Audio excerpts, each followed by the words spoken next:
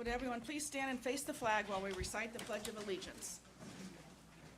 I pledge allegiance to the flag of the United States of America and to the republic for which it stands, one nation, under God, indivisible, with liberty and justice for all. Is there a motion to approve the agenda as presented? So moved. I'll second. Thank you. Please call the roll. Mr. Childs? Yes. Mr. Taft? Yes. Mrs. Reynolds? Yes. Mr. Carly? Yes. Mrs. Curley? Yes. Dr. Graff? Yes. Okay, now it's recognition of visitors. Before, we have one person that wants to speak, but Mr. Clem, I'm going to ask you to wait a minute because I'd like to introduce the new teachers first. So if the new teachers would come forward, Mrs. Keller will introduce you.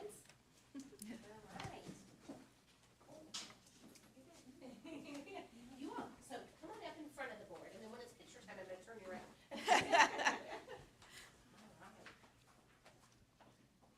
We're super excited, thank you all so much for being here. So I wanted to share with the board that this morning, we started bright and early at 8:30, our first day of orientation together.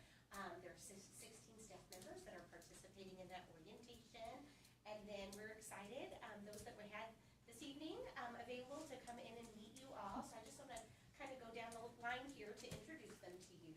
But I did want to say we had an amazing first day together, and the excitement is just through the roof, and it's so wonderful to be able to add such an amazing group of new staff to our district. So I'm forever grateful to them. I told them we do an optimistic closure when we end our days today, and everyone was able to share what was on the top of their mind. That one word that described that feeling in that time, and mine for them was thankful. Thankful that they are with us. So I will forever be grateful to them. So with that, I'm going to introduce you to our new friends here. So I'm going to start with Carly Kessler at the end. She will be teaching science at the high school. Then Hannah Mock. She is a 6th grade teacher over at the intermediate school. Heather Roan, also a 6th grade teacher over at the intermediate school. Amber Davenport will be teaching 3rd grade at the 2-3 building. It's gonna happen. Every time. Megan Arnold, will be teaching math over at the high school. I apologize, Megan. You know what I do it over and over again. Good thing everybody likes Heather. It's great. You know. You all have the biggest fan club. And then Carrie Zuko will be over at the junior high teaching science there. So we're super thrilled about what's to come in the year ahead of us. And we do have another day of orientation tomorrow. And then after our time tomorrow, their mentors will be joining us as well, so they can spend some time together in the afternoon. So I want to thank you all for making the effort to be here. It's really nice for us to get to put faces with the new names, and I sure hope you all have a great year. And warn you about our children and the ones that we keep at home, not the broad children. Thank you for picking us. Yes. Yes. Appreciate it Yes. very much. For real. So true. With that, I warned them this morning all about a good picture. So do you mind just kind of standing in front of the board, and then Mr. Hanson's going to get your picture? Okay. Yeah, I'll have you turn around, we'll do 2 rows in front of the board. Oh, my. I'm glad I'm short. People at Oh, home, my. you know, It's been a long day. Well, I'm short. I won't be in there, so I'm happy. I know. Yeah, we're ready to stand. I don't know. What do we do? I think we're hiding. Are we hiding? Okay. Yeah, just hide. Okay, we can hide. I was like, I'm not gonna. All right, 1, 2, 3. All right, welcome. Thank you so much. Thank you. Listen, have a wonderful evening, okay? And no, you are free to go. You don't have to stay, but if you want to, you can. And I will see you bright and early. Thank you. All right, Kevin Clem.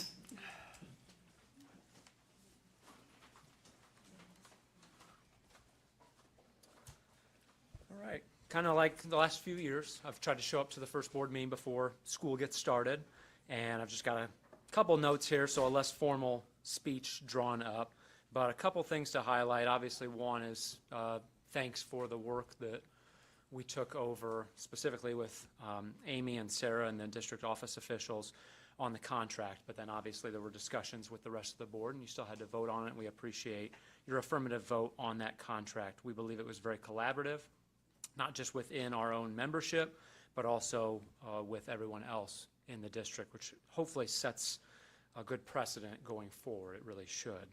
That said, one thing we do want to highlight, and it could be considered an elephant in the room, and I think people know me within our membership, that one of those things is the fact that we did do kind of a unique contract with the 2-year language and then 1 year in financials. And while we did accept that, we do want you guys hopefully to also acknowledge the risk we are taking by doing that, and some concerns from our membership with that aspect of it, because even though a strong majority approved the contract, we still want to consider those who didn't, the reasons why, and listen to that feedback instead of just saying, well, too bad, it still passed. We don't care about your feedback. So we are pointing that out. We know that that discussion is probably going to be happening hopefully this winter after we've chosen a new superintendent, and it is our belief that we all want to make sure that that new superintendent comes into a district with happy staff and decisions that have been made that benefit everybody in the long run, while also still being fiscally responsible with everything that is going on, both locally and also nationally as well. And then the other thing to just talk about, because I had seen it on the agenda, and that was the request. It's actually one of the first things I think you guys are talking about, our request about an evaluation committee. And so we just kind of wanted to speak a little bit before you guys start speaking about that, and one of the reasons why we asked for that evaluation committee. On July 1st, or around that time, Governor Pritzker signed into law something that does not require the use of student learning objectives, or known in the education world as SLOs. And that was something that then a bunch of people were talking within our membership about, is this something we can look at potentially eliminating from having to use towards our evaluation score. Those are 30% of our evaluation score. I believe that we would contend, and even, I don't want to speak on behalf of administrators because we don't represent them and they don't pay dues unless they really want to pay dues, that it would be the removal of a burdensome bureaucratic process from the evaluation process as a whole to get rid of those. While they sound great in theory, it could easily be argued that their actual demonstration of student learning is questionable. And so certainly we could probably get creative with something or figure out something that we could do, but having that be 30% of our teachers specifically, their evaluation, separate from the rest of the staff, is something that is not necessarily favored by a lot of unions in the state and teachers in the state. So we just hope that that discussion can consider our perspective with that, and the fact that you would be potentially taking away something that would then free us to focus on things that actually impact student learning. So thank you. We look forward to a great school year and moving forward. Thank you. Thank you.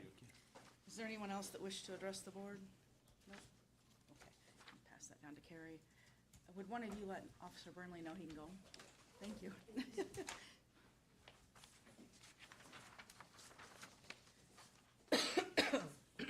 Walk left for me.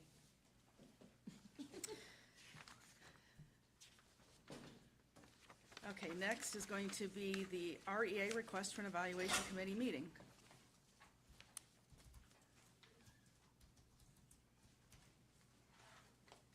Did you want to? Oh. Since most of us have not been involved in teacher evaluations, I would ask if you would first, or someone else that's done them, explain how this works and give your Basically, recommendation. what the teachers are requested to do is they have to, and Kevin's right, it's 30% of their evaluation. They have to have SLOs, student learner outcomes. And typically, what do you guys use? Is it map testing or? They have to have, there's 3 types of assessments, type 1, type 2, and type 3. Yeah. Those that have type 1, they use Ames Web Plus, they can use MAP, so those standardized normed tests. And the Brigance for pre-K, thank you.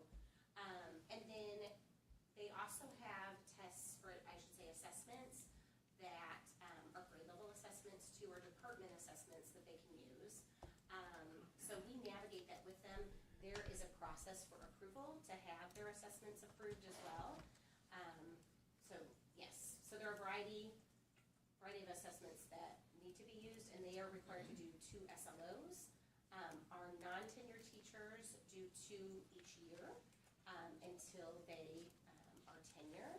And then our tenured teachers then have, from one evaluation to the next, that time to complete 2.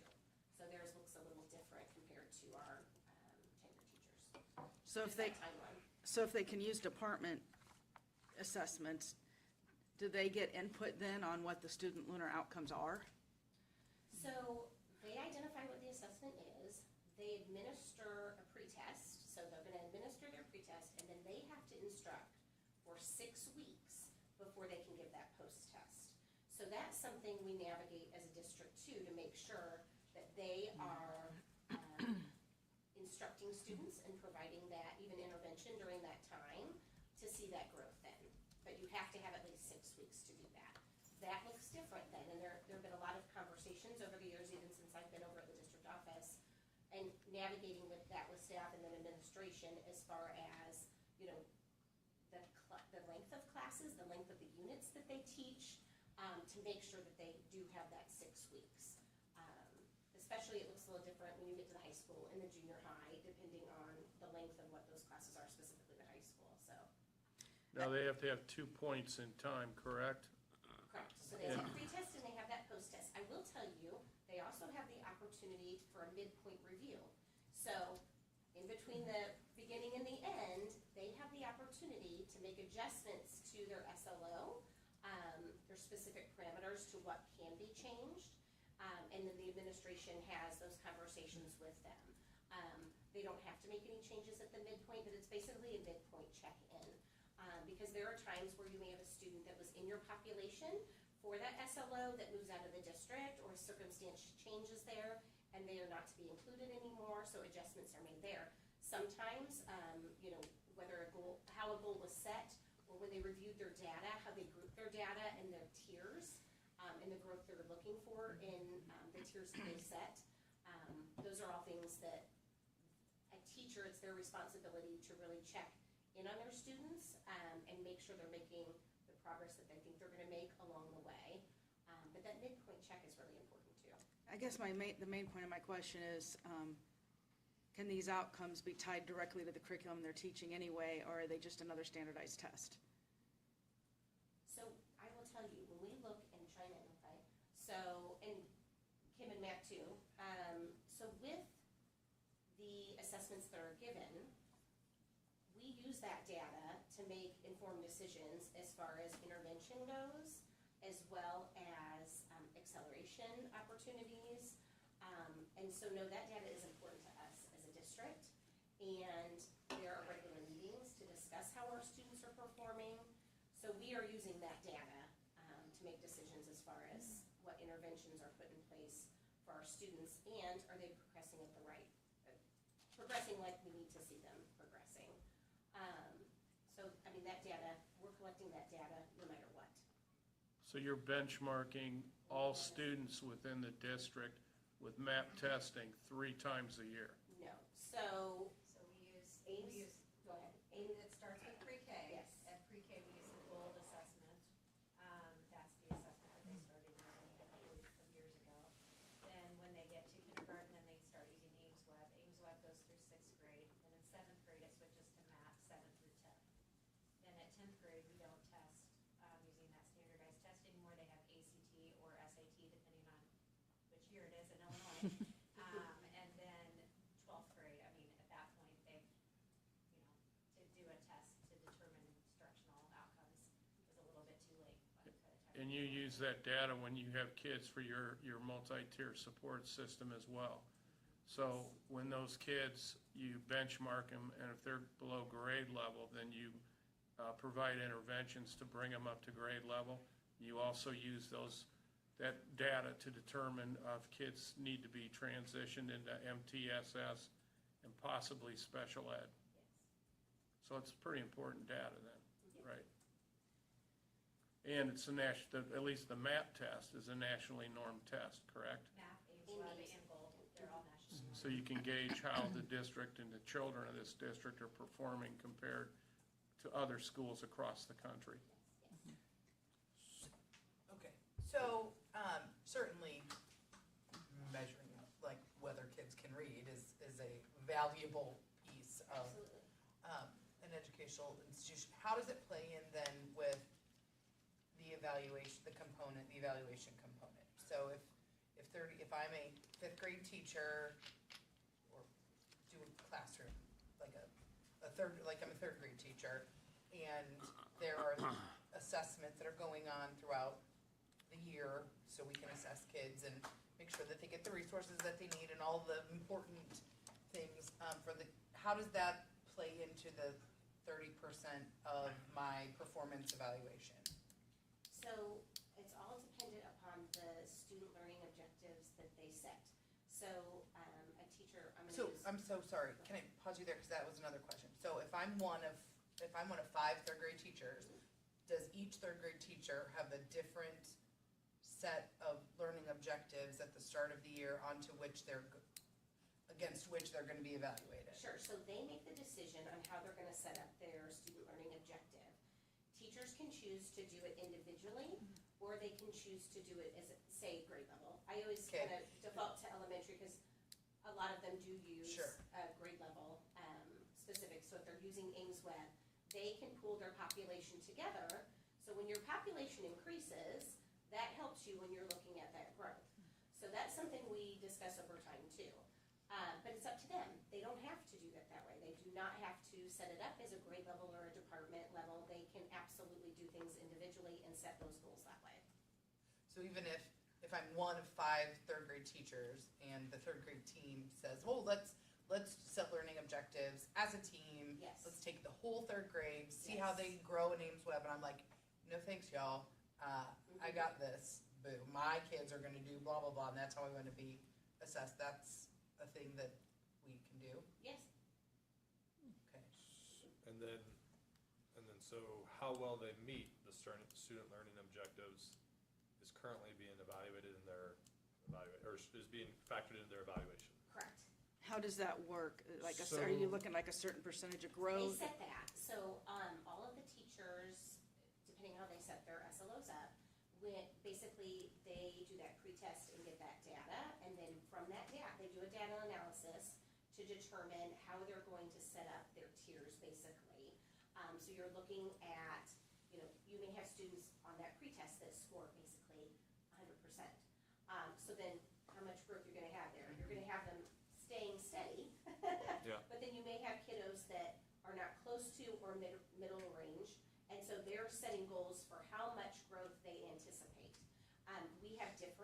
We provide resources to help teachers set their goals. There are different ways that they can do that to make sure they're appropriate. So just know that we have assistance there to help them set their goals so they're not too lofty, but also that's why that midpoint is important too, and that they are doing a check along the way with how their students are performing. Because I think that's important, because on one hand, you might have a teacher that's like super goal-oriented, said, I'm gonna shoot for the stars. Right. And you wouldn't want them to just miss their goal and be like, oh, well, you underperformed. Like, no, you tried really hard and you made a lot of progress, but you didn't meet that goal. So, and then vice versa, you also don't want somebody to artificially put something too low and just not meet the objective, so, or not really make progress. But how does that manage? So I think that's an important piece, and so when our staff write their SLOs, whether it's a team or individually, is that our administrators are looking at those plans before they're approved to make sure that they seem appropriate. I know when I first started in the role that I'm in, SLOs were new to the district, so I was overseeing those for the entire district and meeting with staff individually, because we were all working to figure out, okay, how are we navigating this together? And so with that, those conversations are really critical, because some people are not necessarily, when they look at data, they may not understand how do I set this? What's the best Yep. way to even Yep. navigate this? Yep. And really having the opportunity to sit down with, whether it's a colleague, their team, or even an administrator to say, hey, have you looked at it this way? That's something even with our new teaching staff that we do. So that's something during our monthly meetings that we have those conversations and walk through what the assessments look like and the different types of assessments and the requirements there. Looking at how do you analyze your data, how do you set up your tiers, then doing the midpoint check as well, that's a critical opportunity for for them. And then how that really does impact their evaluations currently and how that's set up. And so right now, of course, it is that 30%.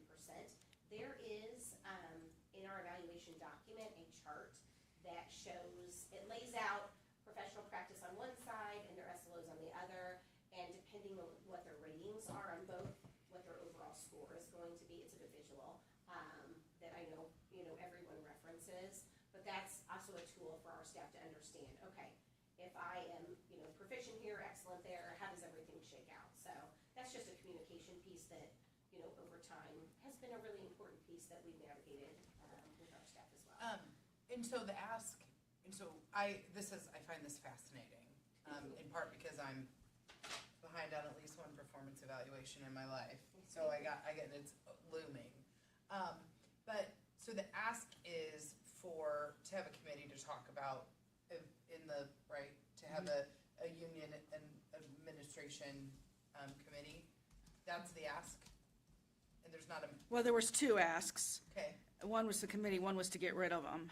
well, And I am all for a part of committee the to see if we could evaluation. simplify the Right. process, kind of review it and see if we can make adjustments. I would not recommend getting rid of them entirely. I realize they're subjective. But Well, I don't the think ask is to get them Yeah, rid of them as part of yeah, an nobody wants to. evaluation, Oh. though, right? yeah, I think one important note is that the teachers will continue to benchmark and look at data regardless of whether or not they're Correct. doing SLOs. We do that anyway, that's a bigger process than Right. just the SLOs.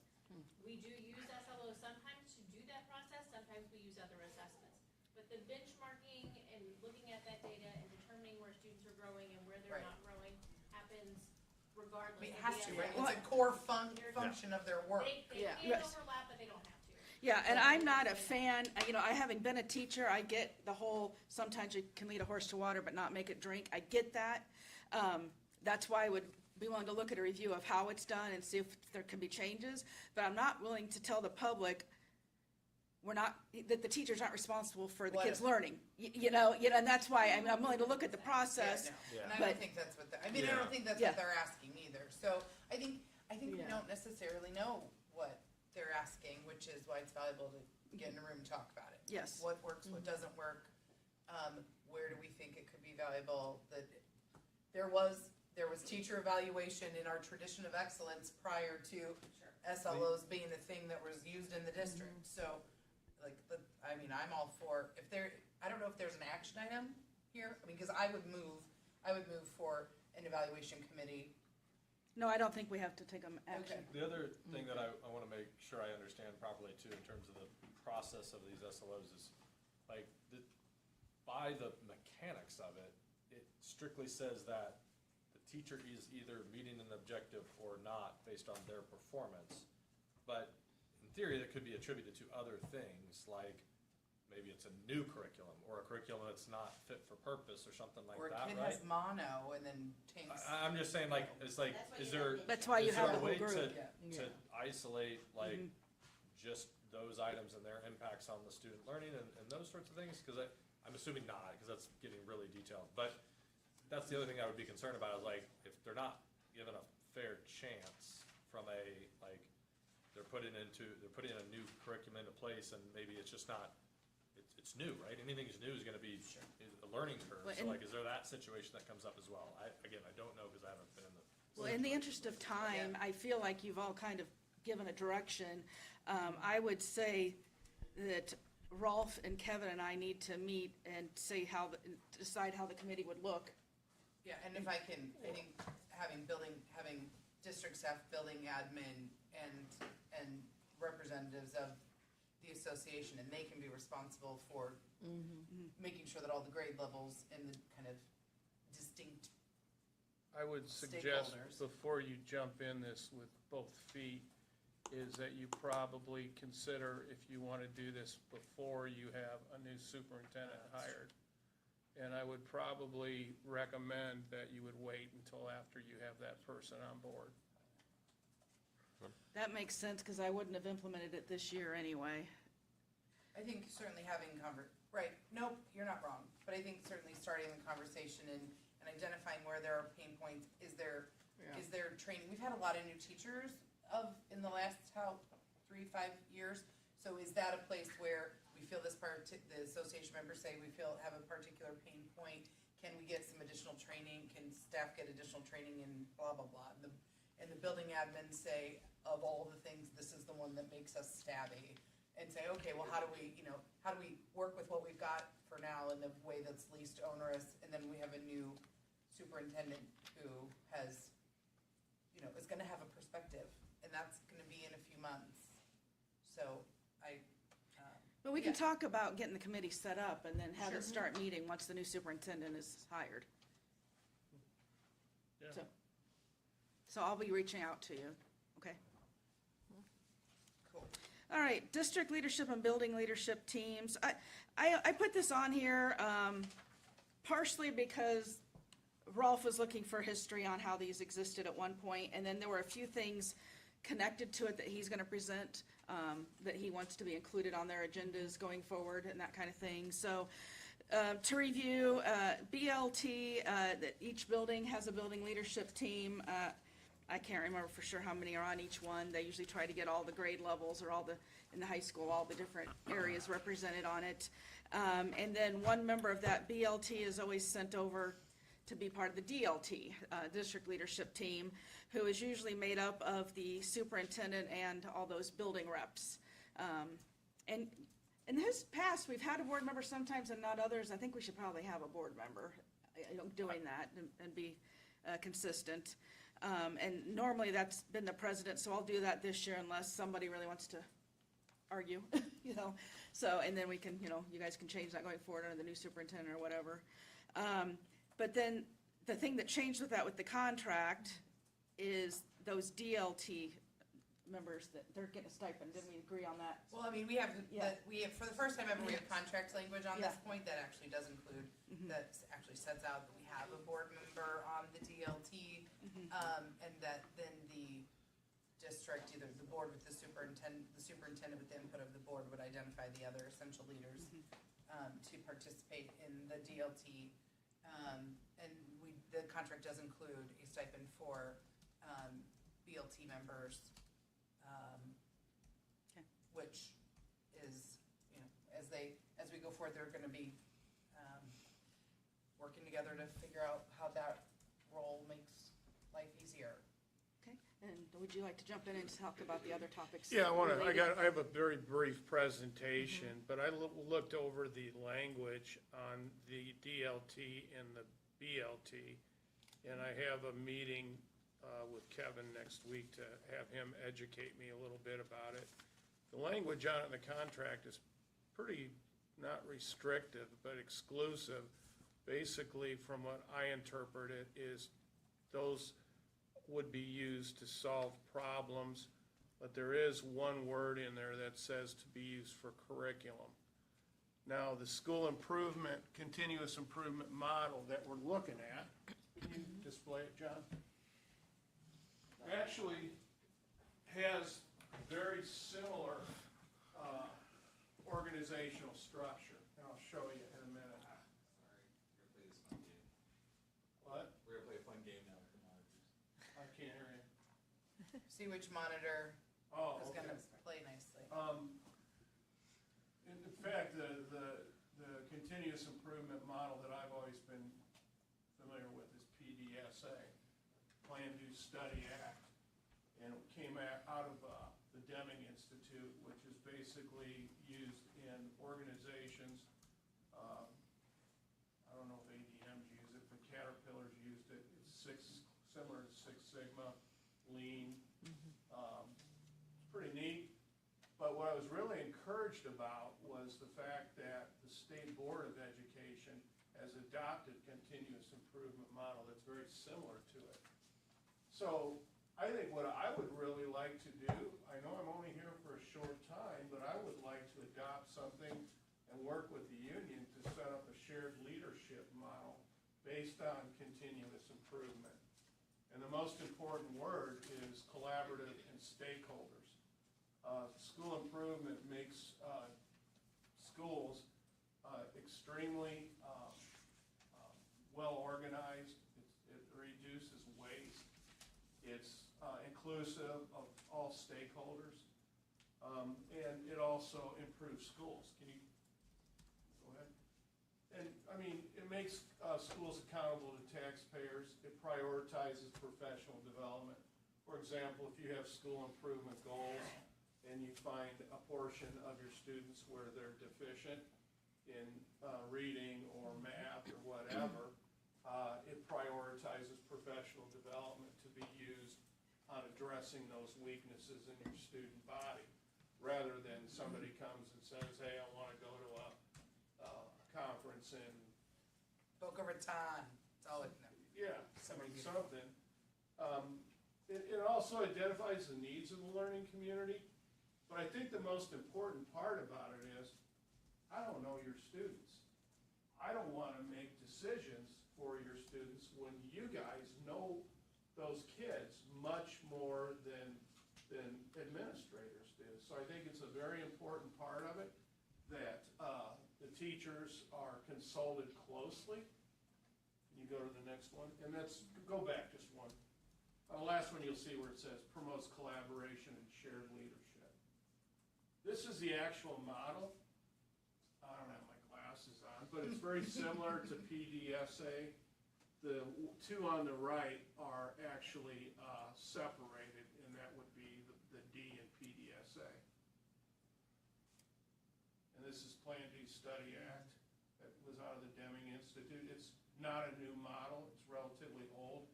I've worked extensively with it in multiple districts. It's very easy to use and adapt. It uses SMART goals, and it creates a focus on student weaknesses. And here's the example. I mean, you look at the mechanics of it or even the graphics of it, and they're almost identical.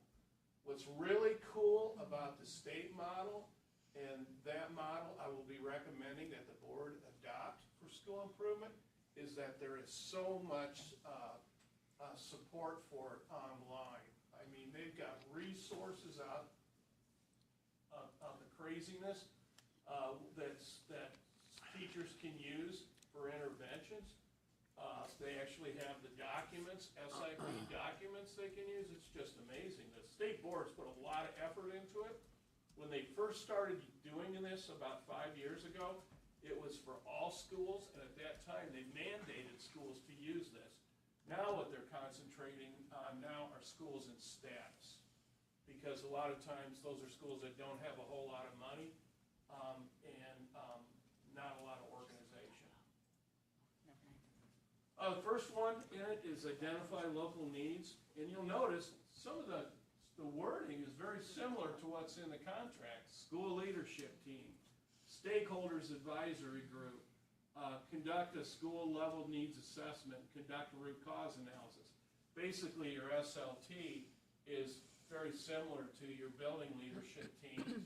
And what they would do, you would assemble all the individuals from the building, principals, assistant principals, teachers, and I'll talk about the organizational structure in a minute. And then you have a stakeholder advisory group, which could be made up of parents. And my understanding is that most schools have parent organizations in them already. So you already have the support and the framework in the buildings. You would determine to conduct a school level needs assessment. That's where you might use your MAP testing or other assessments that you have to determine where your weaknesses are with the students. And then you identify what your root cause is and what's causing the weaknesses. This is the collaborative team organizational structure that I used in 3 districts. These are examples. You would have grade level teams. High school districts, you might have curriculum level teams. And then you would pick those individuals to serve on a building leadership team. And then you would pick those individuals on each building leadership team to serve in a district leadership team that would meet. And then after you do your needs assessment, you go to a plan for improvement, and this would be a development of SMART goals.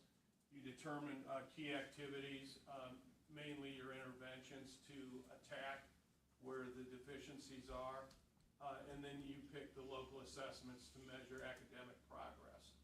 And again, math testing is wonderful because you can measure growth at 3 points in time throughout the school year.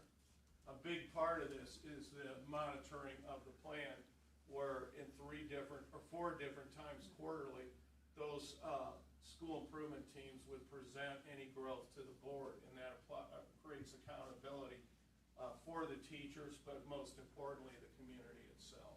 And you said 4 times in a quarter, you meant like 4 times quarterly, like a, Right, like a yeah, the quarterly, school year. yeah, not 16 times, but like quarterly throughout Yeah. school year, yeah. And this would be the SMART goal. I'm sure everybody knows what this is, so I'm not gonna go over Yeah. it.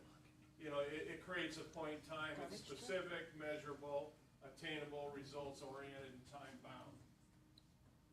This is an example of SMART goals. You'll notice there's a percentage up there, and there's also a point in time up there. So what you would do is X amount of students will perform at this level by this time frame. You just don't throw something out there that's non-measurable. Next. And this is actually from the state board website, where they have a clearinghouse of interventions. They have best practices recommendations. It's really neat. And this is when you actually implement and monitor the key activities. You want to get the school improvement plan out to all stakeholders, and it's very important, I believe personally, that it gets out to the community, especially the business community, so you can preserve your tax base and kind of toot your horn on what good things that the school district's doing. And then you implement the school improvement plan and monitor and implement the progress towards the SMART goals. So, in your experience, where, you know, we've talked a lot about already today about all the activities that are happening.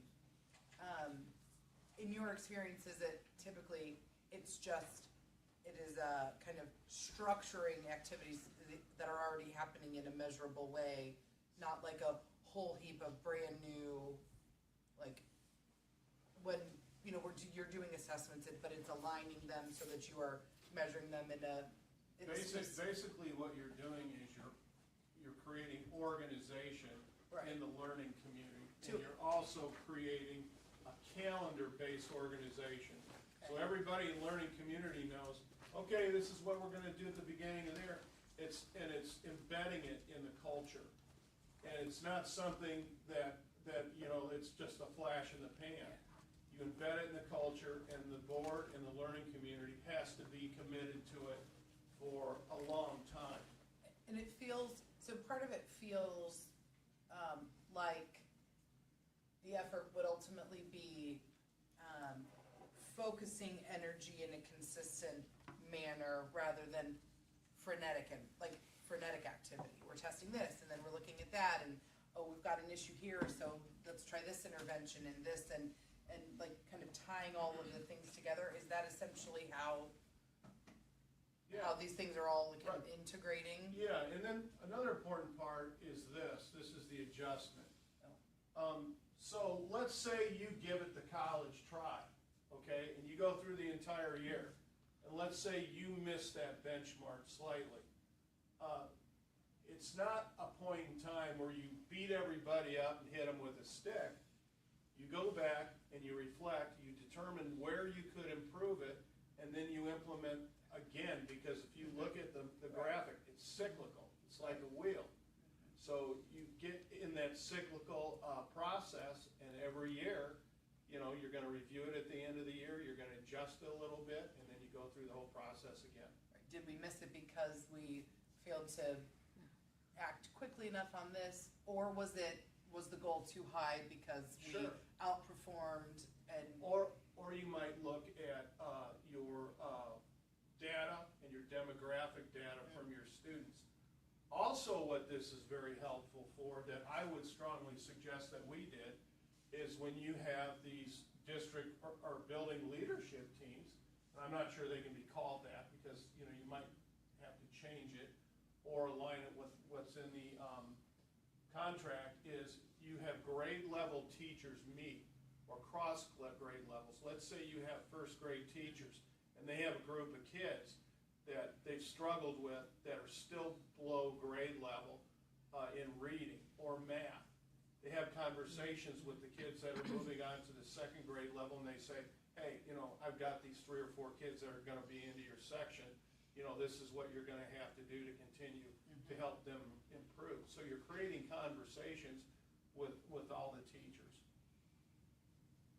And it's worked out pretty good. This would be the schedule that, you know, I use, is you have a fall benchmark assessment. You also use school report card data.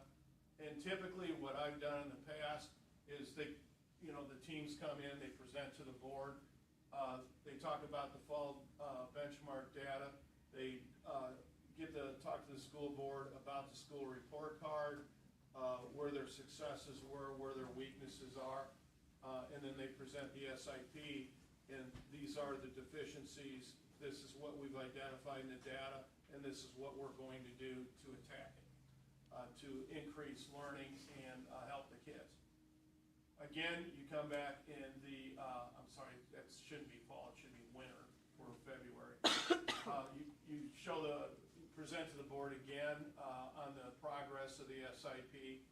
Again, you have a third benchmark, you present to the board again, and then finally you do a end of year summary, present to the board on a comprehensive progress of the SIP, and then you start it all over again. Has the, question to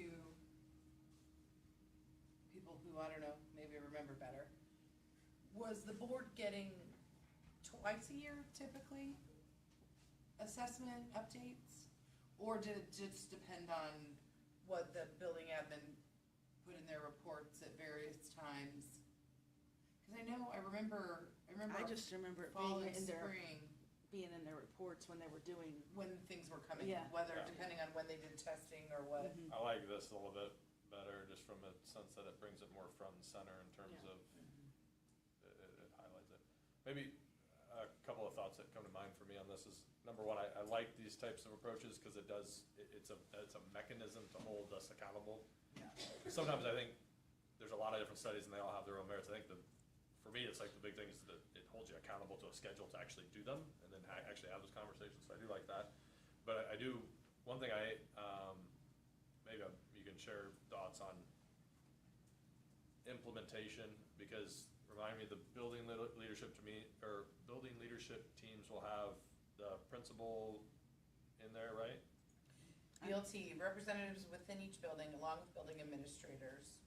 Okay, because I just worry about like not having like everybody on board for that. That makes it really difficult to actually implement and get the real traction. So making sure that they're all involved in the conversations and helping develop and drive that process to actually be effective. That's, Right. is that how you see it working? Is it goes through building and district leadership, mostly building leadership teams, and Yeah, that way you get a full. Where scope it's of folks. most effective is it's gotta be at the building level, because, I mean, especially with the amount of buildings that you have in this district, I mean, you don't have a huge middle school that's 5 through 8 with 800 kids. You have, what, 2 grade levels, EC 1 or 2, or, Yeah, three grade, like, well, 3 and a and half. that's and then 2, really, and then 3, that and then is, 2, and then 4. that's really manageable when it's organized like that, because you're dealing with so many sections of maybe a first grade or a second grade, where you have that collaboration across all those sections, so they can test those kids and determine where the deficiencies are. And I think probably the most important part about this is the collaboration that the teachers have.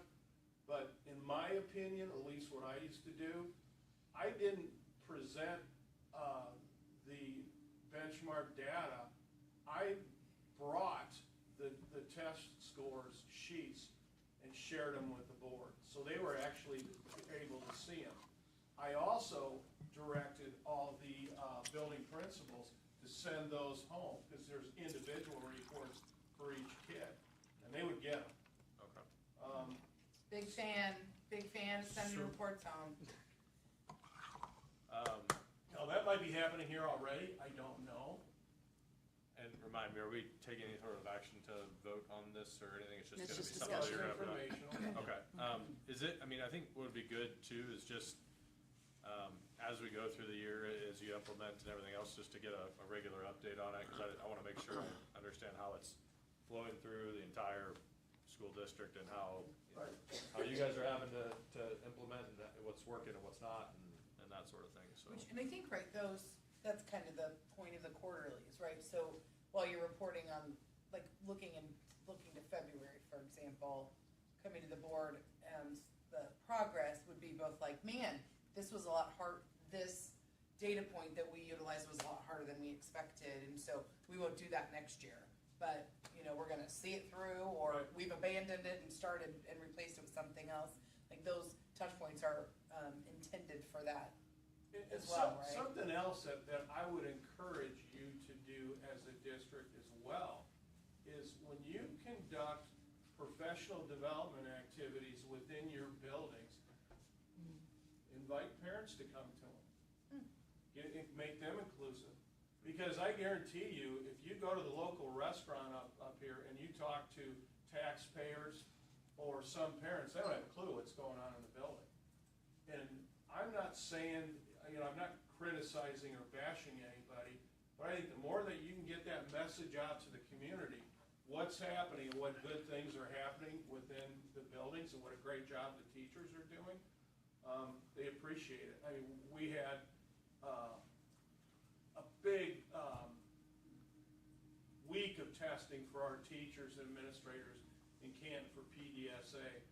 We spent $12,000 on it. We flew a guy in from Alaska who is an expert on how to harvest data. Well, we invited people from the hospital who worked there. We had parents involved in it. We even had a couple kids that attended it, just so they knew what was going on and what the schools were doing to improve student achievement and student learning. It was really neat. That is cool. Yeah, I want to add, I like the structure, right? And I'm not wed to any one structure. There are a lot of great models, but the idea of kind of a continuous improvement cycle that's systematic. If people spend a lot of time thinking about what structure to create, and I think it is what Aaron said, that it's really having that structure so we can focus on what matters, which is, getting the data, learning from the data, making improvement, and then keep recycling it. So I appreciate you bringing this forward. Well, and Great the thing is, I also want to emphasize, it takes a commitment. It does. I mean, if you start this, what I'm telling you is, 3 years from now, you've got to stick with it, Yeah, man. sure. And, and you have to emphasize that to the building leaders. And a lot of times, it requires building leaders to have difficult conversations with teachers to say, hey, man, this is what we got to do. My experiences are, by far, way by far, is teachers jump on board with this. Vast majority of them do because, they want to do what's best for the kids. Well, And the teachers I've seen in this district are outstanding. Absolutely. And knowing what the target is half the battle. And so Yeah. when the teachers and the building admin and are on the front end, and then with the district, when it's collaboratively set, like, you have a shared interest, like, even if it works, how we anticipate it Well, working. it makes some stakeholders. Yeah. And I tell you, when they meet those benchmarks, I also believe that there should be a celebration and they should be recognized for their 1000%. efforts as well. And likewise, if they don't meet the benchmarks, you don't get out the golf club or the baseball bat and hit them. You just say, hey, thank you very much for working so hard and giving it the college try. And, if they meet that benchmark, then hey, man, thumbs up.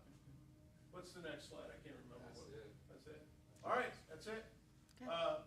What I'm gonna do is, I'm gonna meet with Kevin, and hopefully we'll talk about this a little bit more. And then, I would be recommending this in the 20th board meeting. Unless Kevin's got a better idea and go from there, not to Would it- put you on the spot. Would it make sense to meet with like others that you think might be in the building leadership teams too as well? Get some big principals, but. Well, and that's where I gotta talk to him about, is I don't know if this is appropriate for the building leadership team.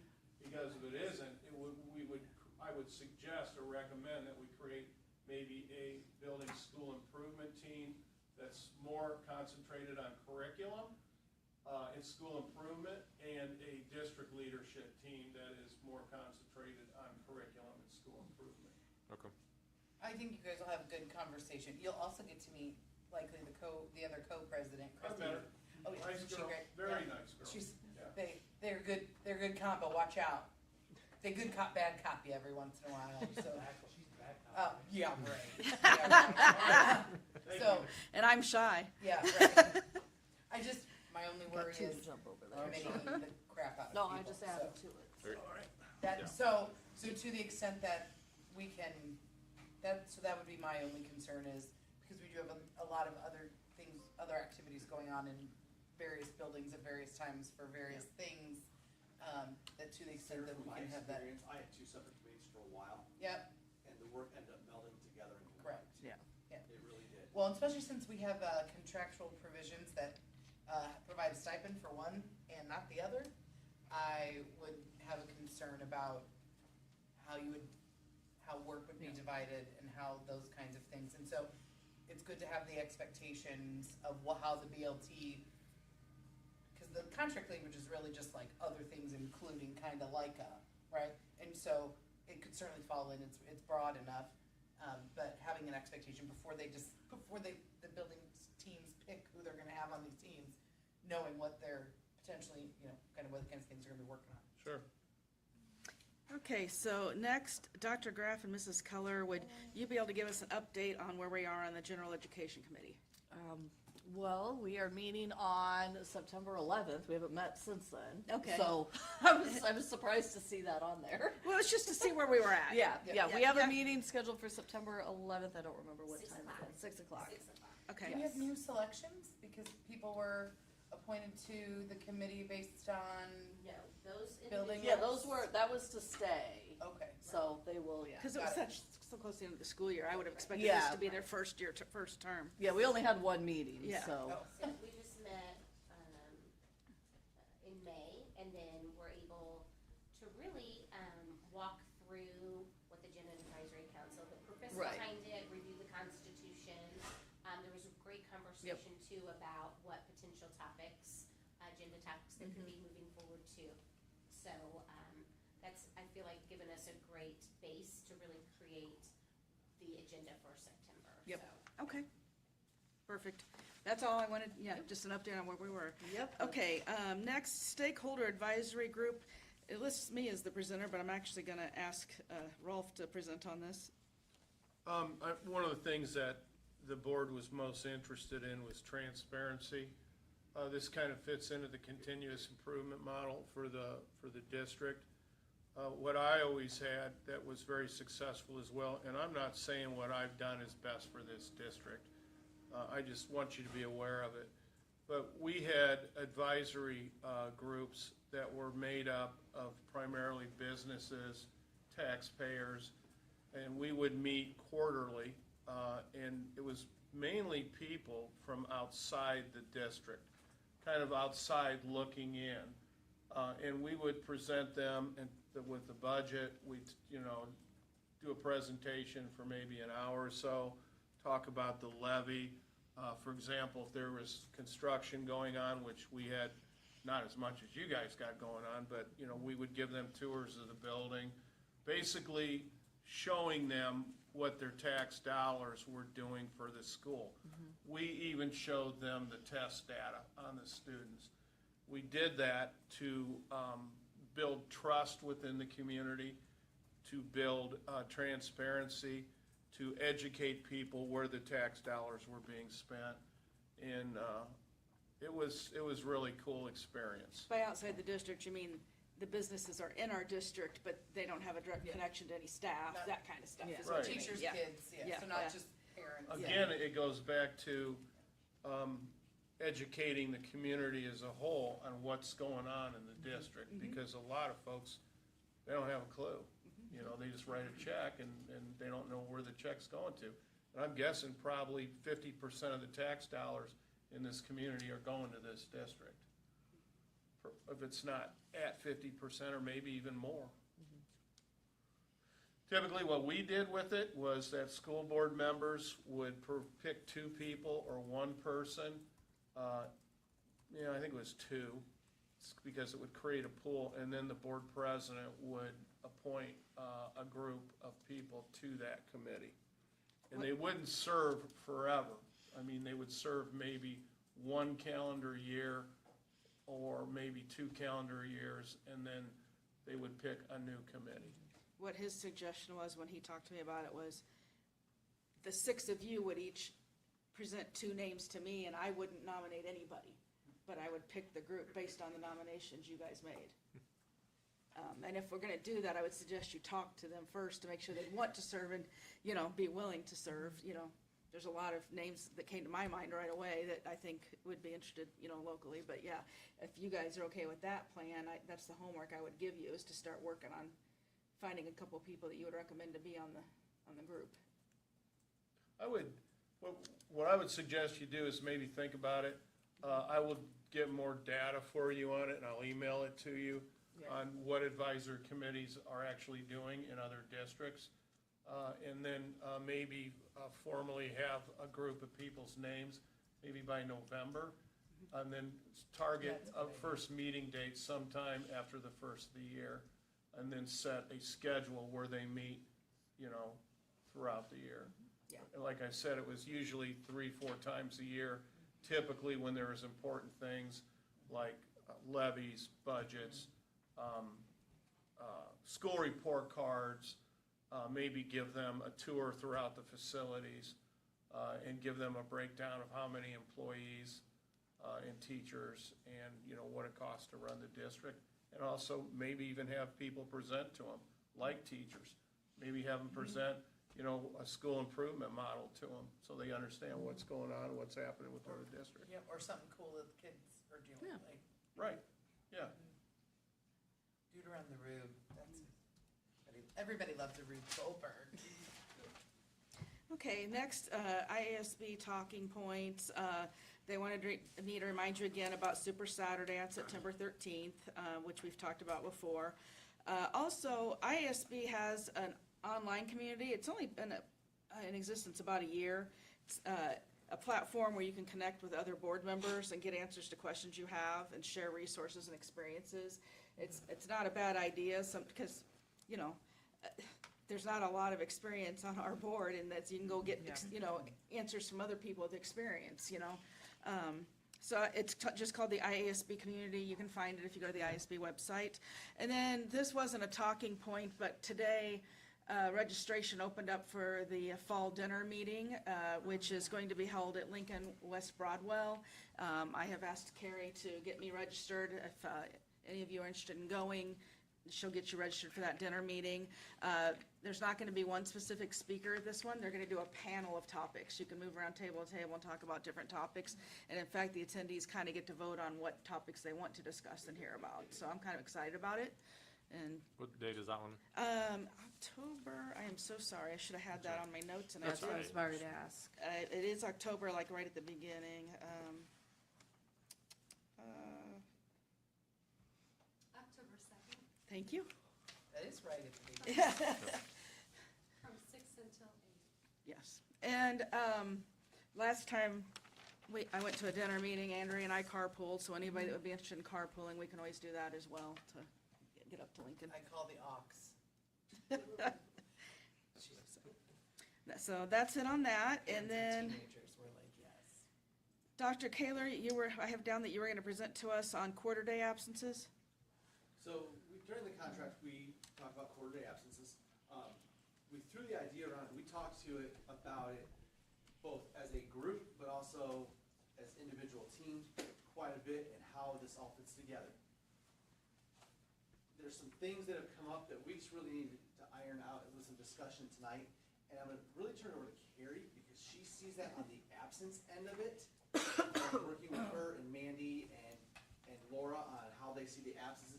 So we can talk about this, so we get a better understanding of all of it here tonight. Okay. So in setting up the absence management system to allow teachers to be able to take quarter days, it was brought to my attention that specifically, quarter day absences really mean different things to different people. And so, administrators, building administrators, were under the assumption that quarter days would basically take a teacher's day, dividing it up into very specific times, 4 separate quarters in the day. I understand why they chose that, because it would allow a substitute to potentially take more than 1 quarter per day, and that way we would utilize our substitutes more efficiently, and we'd be able to fill those absences easier. However, the language does not specifically say in the contract, it just says quarter days. It doesn't give a defined quarter. So that's why this discussion tonight needs to happen, so that we can look at what is the best path forward, or even what the intention was of the contract and quarter days. My first question is gonna be, if they take a half day, does it have to be the beginning of the day or the end of the day, or can they take a half day chunked out into the middle? Like, can they come to work for an hour and a half, take a half day and come back at the end of the day? So are you asking, can they use a half day and a quarter day? No, This no. is historic, Before right? before What was we the ever precedent? implemented quarter days, they don't, Yeah. pretend they don't exist. Okay. Previously, if they wanted to use a half day in the middle of the day, like work at the beginning, take a half day, and then work again at the end, were they allowed to do that? No, so Yeah. half days were AM, PM, very specific. Okay. And our timekeeping system that we currently use, we have 2, absence management and imports into Skyward for payroll purposes. Both systems only track time in hours, not minutes. A quarter day of a teacher's schedule is 1 hour and 52 minutes. So we have to convert everything to a 2-hour block to begin with in order to allow the quarter days. And I really do feel like in order for this to be successful and for our substitutes to be able to cover the classes, we really do possibly need to look at set times, and that way we can utilize our substitutes, because I do like the idea of having teachers' flexibility in using the 2-hour blocks, but it's not gonna be helpful if we can't cover them, because we currently have absences not being covered. Well, I would say since we've defined the half days that way, your half day is from the beginning of the day till this time, or that time to the end of the day, I'm okay. I think that sets a precedent. We can do defined times for the quarter day as well. That's our existing practice, so quarter day would be half of a half day. So you have And if a half day is 8 to 12, Yeah. and 12 to 4, 8 to 10. and 8 to 10, 10 to 12, 12 to 2, and 2 to 4, and if I'm an educator and I say, I have an appointment,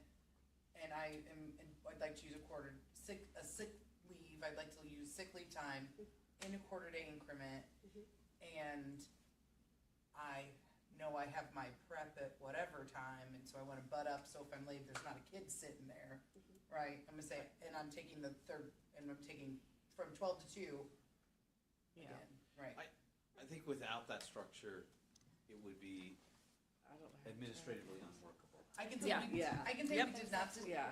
I I don't, think it would be we did 4 not blocks. It would be discuss block 1, 2, 3, specificity. 4, or Right. morning 1, 2, afternoon 1, that's- 2, and. That's the big thing, is because we didn't discuss it, we need to. Yep. well, right, and so I think we can certainly, I think that we should be clear, we should identify The time period. the administrative challenges, the system, they know that, teachers know that they have to go into the system and put in their time. And if there's a problem with the manner in which it's a pilot, right, so if there's a manner in which the pilot becomes problematic, then the association would point that out and we would talk through it. Is anyone aware of, I mean, I guess I get, the only contrary issue would be kind of a lack of flexibility, but other than that, I mean, I just don't know how you would implement it. Well, technically, this is a memorandum of understanding anyway. And it's a pilot for the Yeah, course so of it's the to see how it 2 years. works. So I think that we're gonna probably, we're gonna get feedback from both sides as Sure. things Oh, go yeah. on and tailor it before we'd ever put it in the actual contract. So, Sure. so we're gonna have to be willing to go back and forth and try different Oh, things. sure. So the only thing that we did talk about that might be, we talked about the difference between the high school in block 8, right? Yeah. Where you have rocket time, but then you have the 4 distinct chunks of your day being Yeah. different from elementary. And that they were different and that it played out and that it seemed like it would be easier in the context of, that it would be easier in high school because their day is already broken up into 4 and rocket time. Yeah. So I don't know if the 8 to 10, 10 to 12, 12 to 2, 2 to 4 would bung up what seems to be the easiest implementation of the high school block time. And that's, yes, it does. Well, even with the high school block time, dividing the day into quarter days and having specific, it still doesn't match any of the bell schedules. Yeah. It Right, still does that's not right. match the bell schedules. Right. So potentially we have, you could possibly have, in the middle of a math class, you're gonna have the teacher leave and the sub come in. So it's not going to match that bell schedule. And it really doesn't match up with pre-K through 8. Yeah, And we I always think knew that elementary, we always knew Mrs. elementary Hill- was It gonna doesn't be. match up with any of them. Mrs. Cole can speak Yeah. to that with her specific schedule. It doesn't match up to any of them. So I think, I do like the flexibility of allowing teachers because it really does get them back into the classroom. We have less absence time. So I really do like the flexibility of it, but having the set blocks, the 4 set blocks, it allows coverage. Because I like the idea of having the flexibility for the teachers, but if we can't fill the absences, it's pointless. Right, and we know subs are already a challenge and the Right. ability to know more, And if we can flow with as the much as we sub- can, right, sure. Right. We know that a first grade teacher has a first quarter and Mhm. 2 second grade teachers have a second and third and Yes. somebody else has a 4th quarter. And I would absences say- are gonna go into absence management as 2-hour blocks.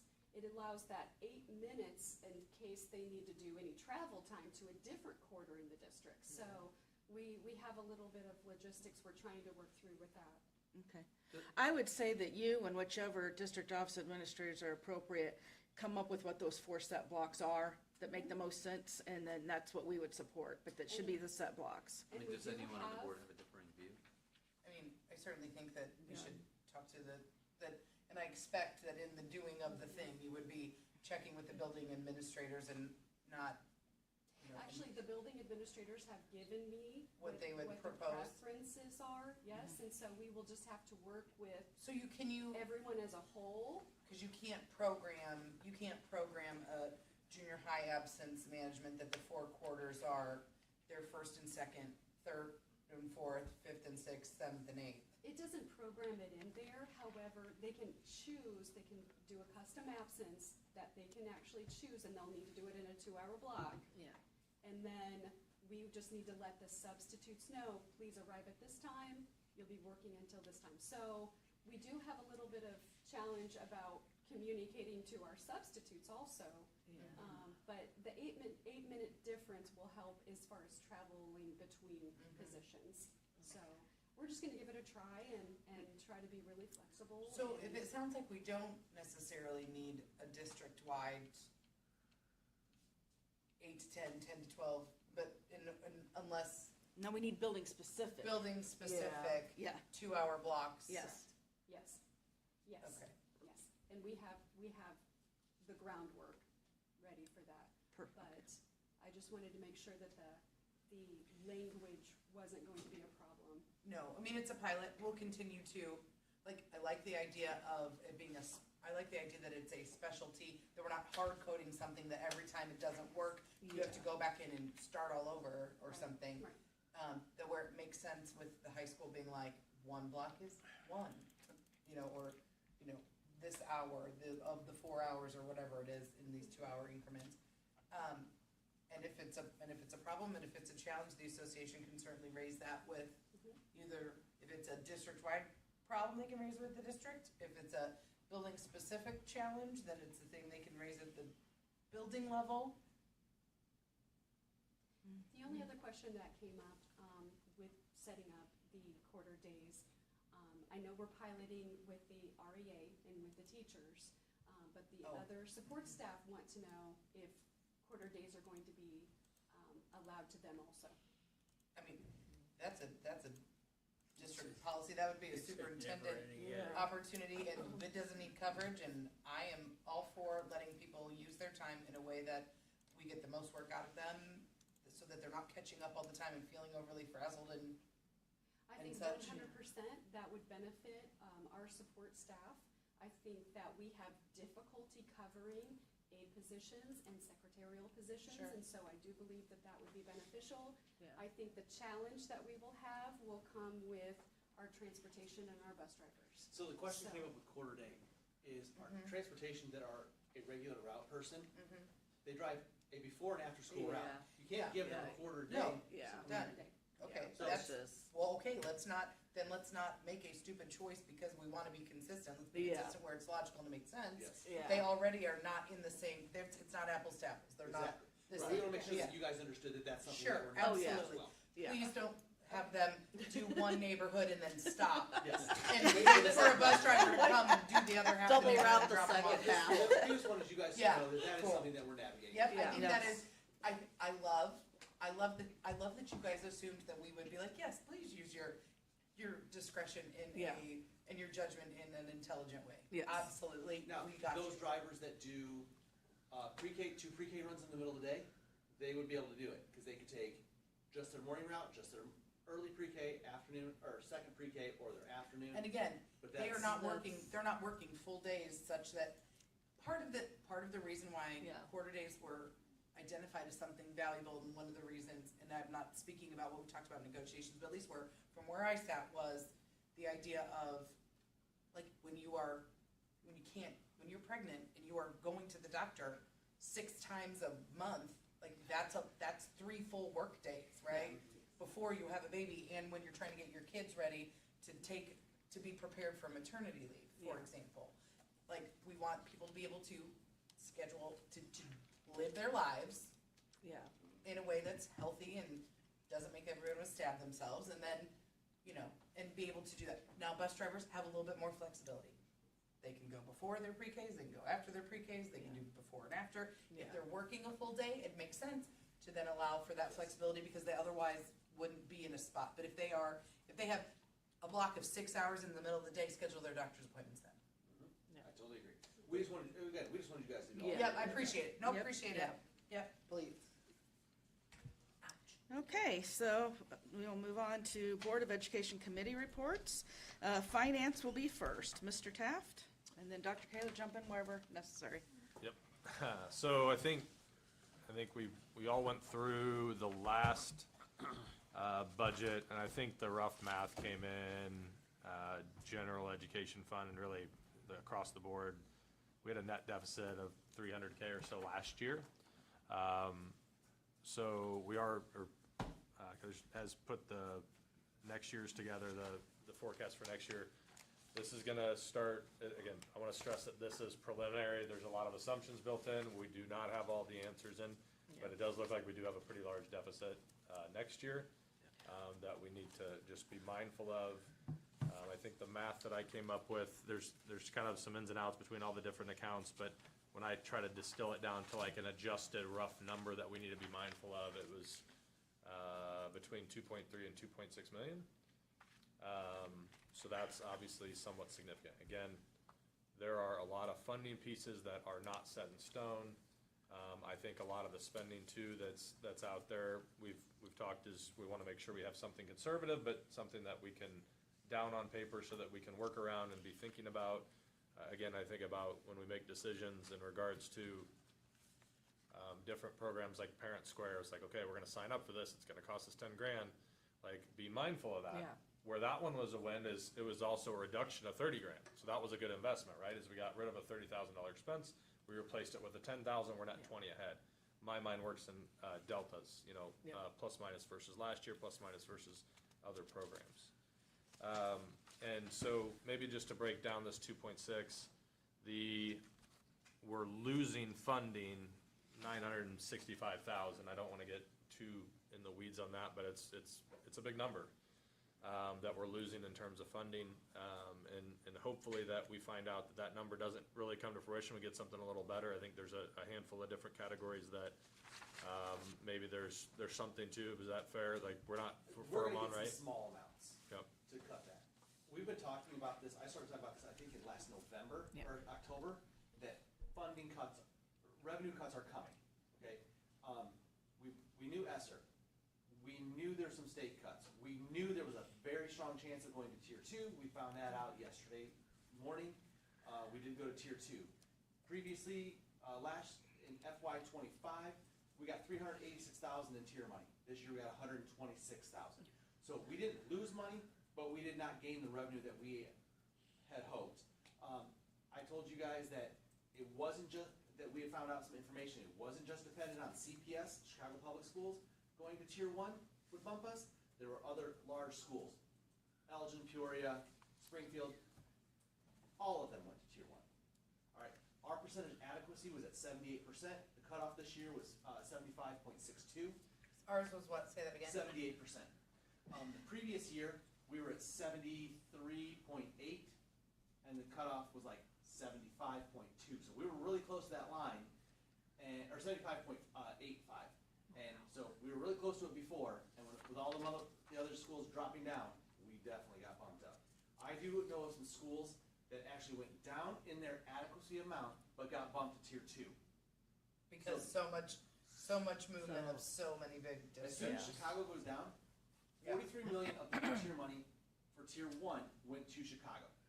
So that's the thing so if you are, couple things, if you're listening at home, this is new money, and so it's baseline plus. So last year, right, we had, so year over year, 23-24 to 24-25 was baseline plus 386. Yes.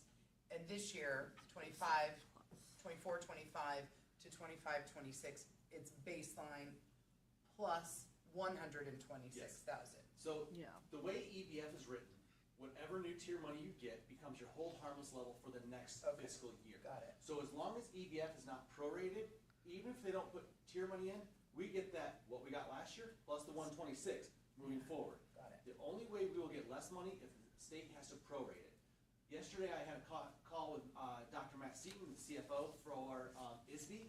He told me there will be tier money for the next, he's guessing 3 years. His big comment, this is belt tightening time. He said, expect flat revenue on everything except tier. Where that hurts us are mandated categoricals. If we get flat dollar amount, that equates to about 6 to 8% proration per year. And because those costs go up, but we're gonna get the same dollar amount. We're not gonna get reimbursed at a higher level. So transportation, we're getting about 73% this year for regular ed and vocational ed, 61% for special ed. That's 61% of our expenditures. So, remind me, I think where this one stood out is that had a $530,000 impact to this next year's budget. Is that right? Yeah. To break it down for those at home, that we don't get one big thing of Pot. money from the state and Correct. say, do what you want with it.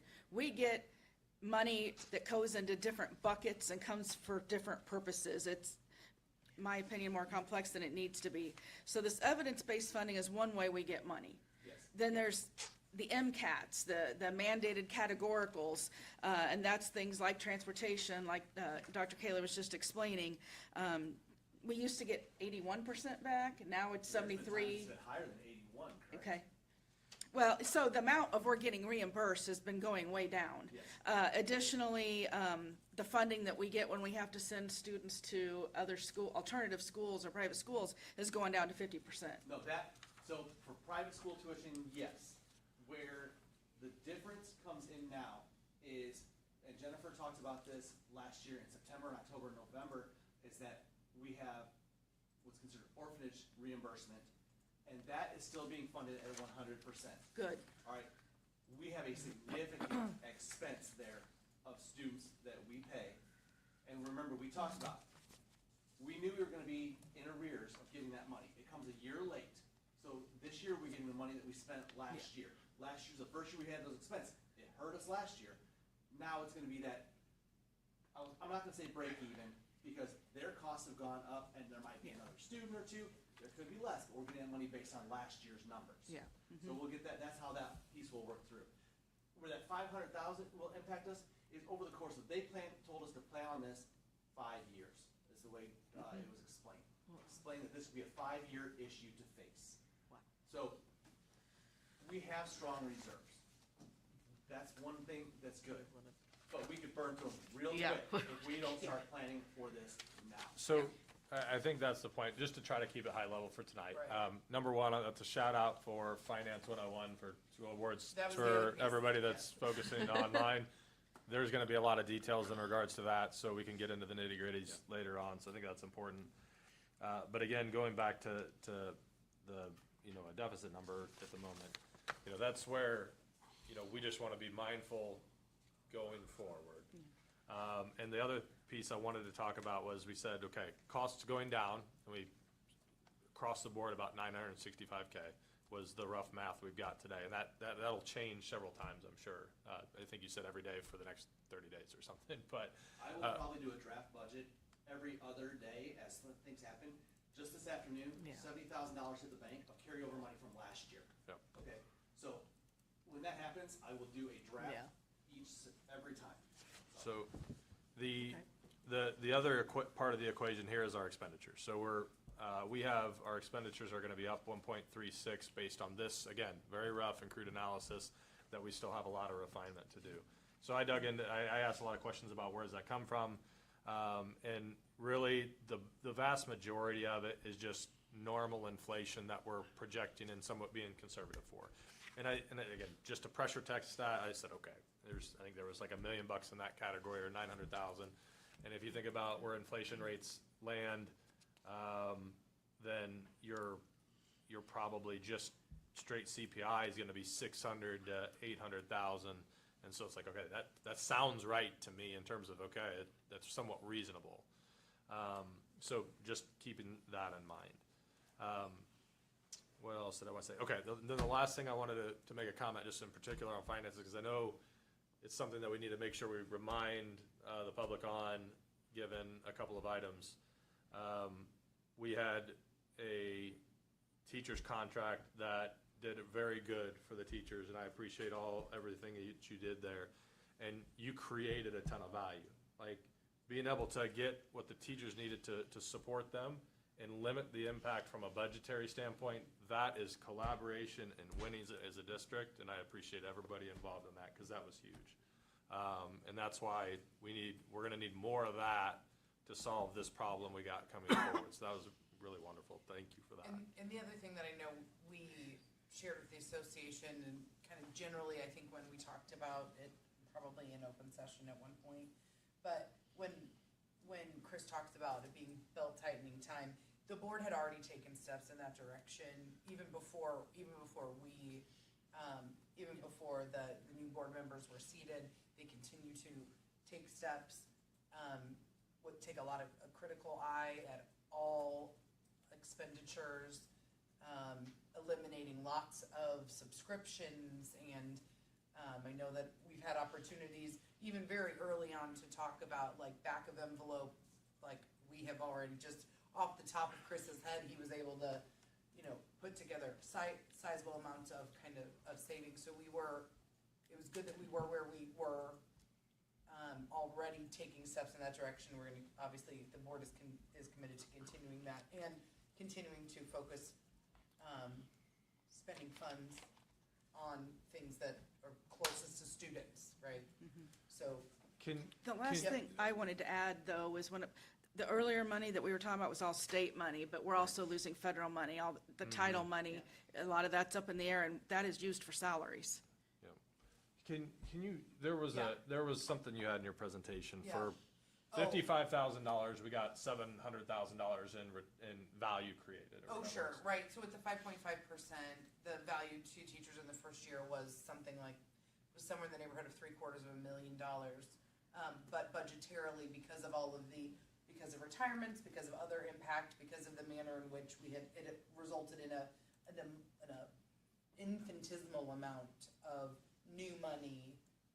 The for return on the school year. budgetary investment Correct. was like 3x. Yeah. That's an investment I'll make all day long, All day is my point. Yeah. And I think Right. that's what we want to drive home here, so. I know that some of you were not on the board yet when we started talking about this, but when we start looking at how many people are retiring Right. or leaving versus who we're bringing in, that's considered this, where we're at. And that 5.5% put us pretty close to that. I mean, it's Yeah. over by Right. 30 to 50 in this year. Yeah, right. But you know what? Yeah. That came out to where Yeah. that could be Right. a safe number Right. for the year. Right. We had a lot of retirements of And Kevin, I would fantastic, compliment Kevin on that. Yeah. Because Kevin and I had 2 very long meetings very digging through those productive. numbers. And it came out and we're able to talk to the people that don't speak number in a way that made meaningful sense. And so that was but we are not, that, some of the mechanisms that we were able to utilize this year are not going to be there in the same volume when it comes to retirements and those sorts of things. So we continue to look, and take a critical eye to all the things, which is one of the things that we talked about, we understand, and I appreciate you, Mr. Clem sharing, recognizing, we got a deal done, there were a lot of things that were great, but how that feels risky, right? But at the same time, we also, it gives the district the opportunity to continue to work to create space and to find and to realign spending in a way that gives us an opportunity to continue to collaborate meaningfully, and that was the point of it. So, Last thing I wanted to remind both the board and just the public, I know we don't have too many folks here tonight, but there's naturally gonna be a question of, we've got a big project going on, and now we've got a big deficit, what's going on here? Reminder that the money that's coming from the county taxes, or county tax sales revenue, I think is sales tax. Sales tax, yeah. Thank you. that- 5%. That is specific for capital projects. That cannot go to these other funds, and so it's very specific for that project. That's the only thing that we could use that for. And so the investments were made on that, and just to remind everybody that piece. So. And one thing on this, I know Sarah, you asked me this question last year, how do we have a $19 million deficit in Fund 60? This year it's like 10 and a half. That's because that money was put in there when the bond was sold. Right. So now you're spending that bond down. When I talked about the drawdown of this construction project, we're in the drawdown phase because we're spending the money out of that bond now. Right. So when I looked at my deltas that I worry about, I kind of take Yeah. that one out, right? Yeah, so when you see the building, Right. which is helpful. That's a good segue, because building committee's next. It is, and we did miss something on our agenda, the good news item, right? Oh, That was the teachers. Our good Oh, news that was a item- different item. That was on there too. and that was 5.1. Sorry, my good yeah. news item was, okay, we've got this building project going out here. Football team did make it on the field for the first time. We did. How'd it go? Hey. It was awesome. Oh, good. It was, it's awesome. I know there are things that we still have to work on and we have to get adjusted and fixed, we know, but at the very least, first one is a success, so. Was that today? Well, I'm sorry, I didn't ask for other good news items, but Yeah. that That's all was, right. the new That's all right. teachers was supposed to be the I was good ready news. for it. Yeah. You're like, Okay. I did my homework and everything. I know. Awesome. Okay, so I'm gonna try to buzz through building pretty quick. Tennis courts, we talked about that one last time. I think the big thing is understanding the situation around the cold joints. We've got some time, cause that's gonna be a summer item next year. Lines did get repainted though. That Okay. happened just the other day. So it's good to play. Yep. Good, thank you. Science wing, basically on schedule, no major issues there that I noted. I mean, there's a few items, but by and large, everything looks good. I think it's nice that we've got two-way traffic open now. They were able to move the barriers back, so that's good. The stadium. So there's one issue that we've brought up and it's got a little bit of attention we're trying to figure out how to fix, or I should say Heavy and Kayla and team, everybody's looking to fix is, it's hard to explain, but maybe just trust me on this one. The north end of the bleachers goes pretty far, gets into your pole vault, long jump areas. The plan is to put a fence that's gonna block that area off. We don't, especially during football games, we probably don't want, kids over there in that area specifically playing. But with that, it kind of blocks off being able to view the track and football field during events, right along that fence line. So trying to figure out some way to navigate a fence to go in there, making sure that there's, ADA accessible and everything else is good and up to code. That's something that they're trying to work through at the moment, because we want to make sure. On Friday with Adam, Tim, and the representative from Acme Fence to actually, we'll go out there and go through all those different issues. Perfect. Okay. I mean, by and large, I And think that's SM Wilson, the on-site guy, and the fence. it appears that pretty much everything within that project is still on time or should still be finished for game one, with the exception of the Colonnade for the baseball There's gonna be wall. a narrowed walkway for game one, because they can't pour the concrete underneath the colonnade until the screens are up for baseball. Those don't get delivered to us until August 18th. They're gonna take 10 to 12 days to get installed.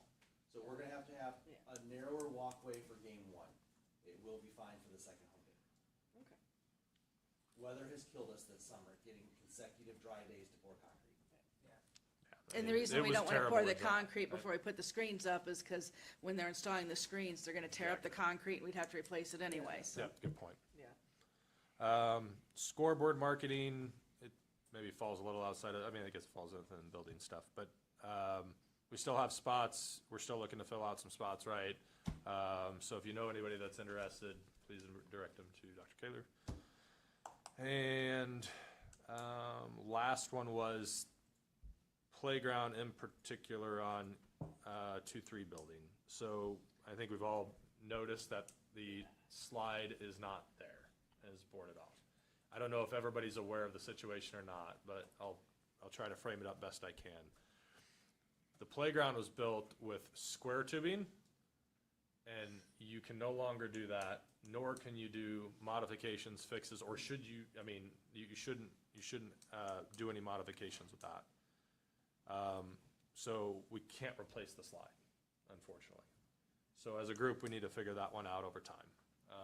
And so that one's not an easy answer at the moment, from what I can tell, but if, that's something we need to work on.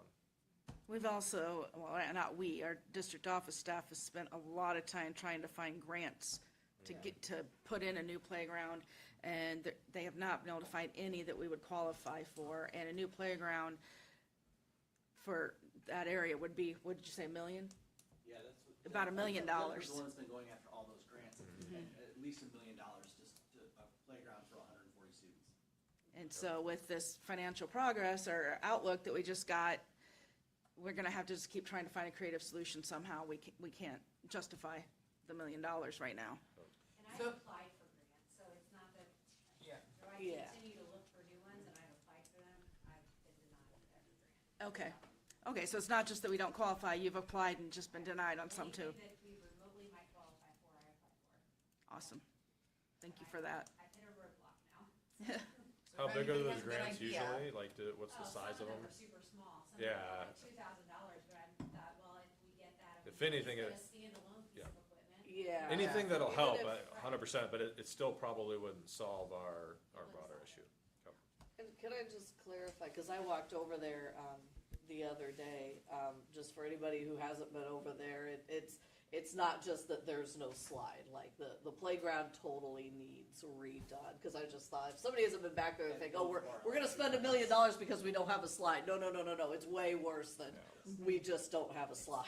Yeah, thank you for that. It's our Yeah. insurance company is telling us. Right, These that's- pieces need to be pulled. We had Right, it's interior liability. metal bars where on the inside of a climbing apparatus, you can't have that. Yeah. So we had to take that piece out. Well, now we've got a gap there. Right, yeah. So I mean, there's all sorts of things like that. Yeah, I just wanted to clarify, it wasn't Yeah. just a slide, it's much more than that. So if you are watching the live stream and or looking at it again, you have a great idea, send it to Rochester Board or whatever Board of Education at Yes. Yes. Or if you've Any recently won the shameless plug that we lottery got, and we feel love it. like donating $1 million to a $1 million playground. to playgrounds. Yeah, You can pick the because colors. it's bad, Yeah. it's, Yeah. yeah. Maybe just because we do have a lot going on with the buildings, anybody else had any questions? I know you were asking just on a couple of items. I think I hopefully covered that. Yeah, But yeah. Any other questions in regards to building? Thanks for the update. For that. Okay, first reading of updates and revisions to Board of Education Policies 119, and Mr. Severson. This contains 18 changes due to a 5-year review, and it's 38 administrative procedures or exhibits. The state board goes, or IASB's press service, every 5 years goes through an administrative review of all their policies to make sure they're in line with state law and school code. So this is part of the 5-year review. And those were in our packet. Did anybody have any questions after reading them? Okay. District Communication Survey, Mr. Hanson. Yeah, thanks. I'm excited about this. So this is actually in line with our strategic plan and goal 3 of the communication pillar, where we talked about that we were going to evaluate communication needs of the district and desires and to see how we're doing. So this was our first implementation of that pillar of the strategic plan. And so I have this presentation for you to kind of go through that.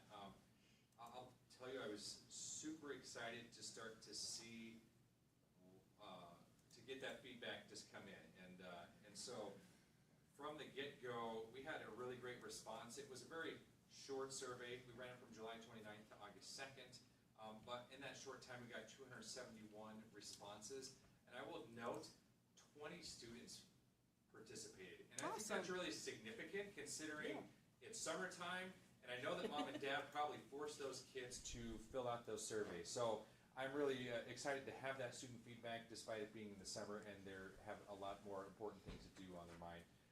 But we had, like I said, a wide array of people. And now the purpose of this, again, is just to evaluate our communication and to guide the improvements that we have for the district. The key findings that we had from this, the overall satisfaction, 3.5 out of 5 stars.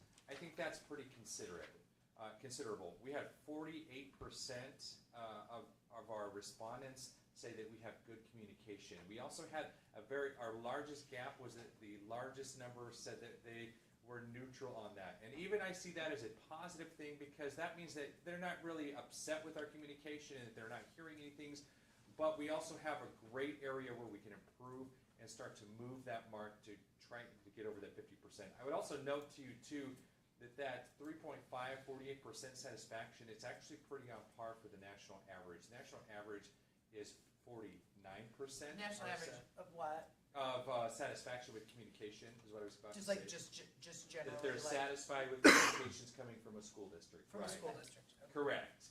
And that the average is 49% are satisfied, so we're just underneath that, so we're at 48.7% satisfaction from this survey alone. The other thing that I liked about this too is because when I joined the district, I was told one thing, and is that you should never text people unless there's an emergency. Our data greatly disagrees with that. 83% said that they prefer text. Our number 1 source of communication was email. Number 2 was text messaging.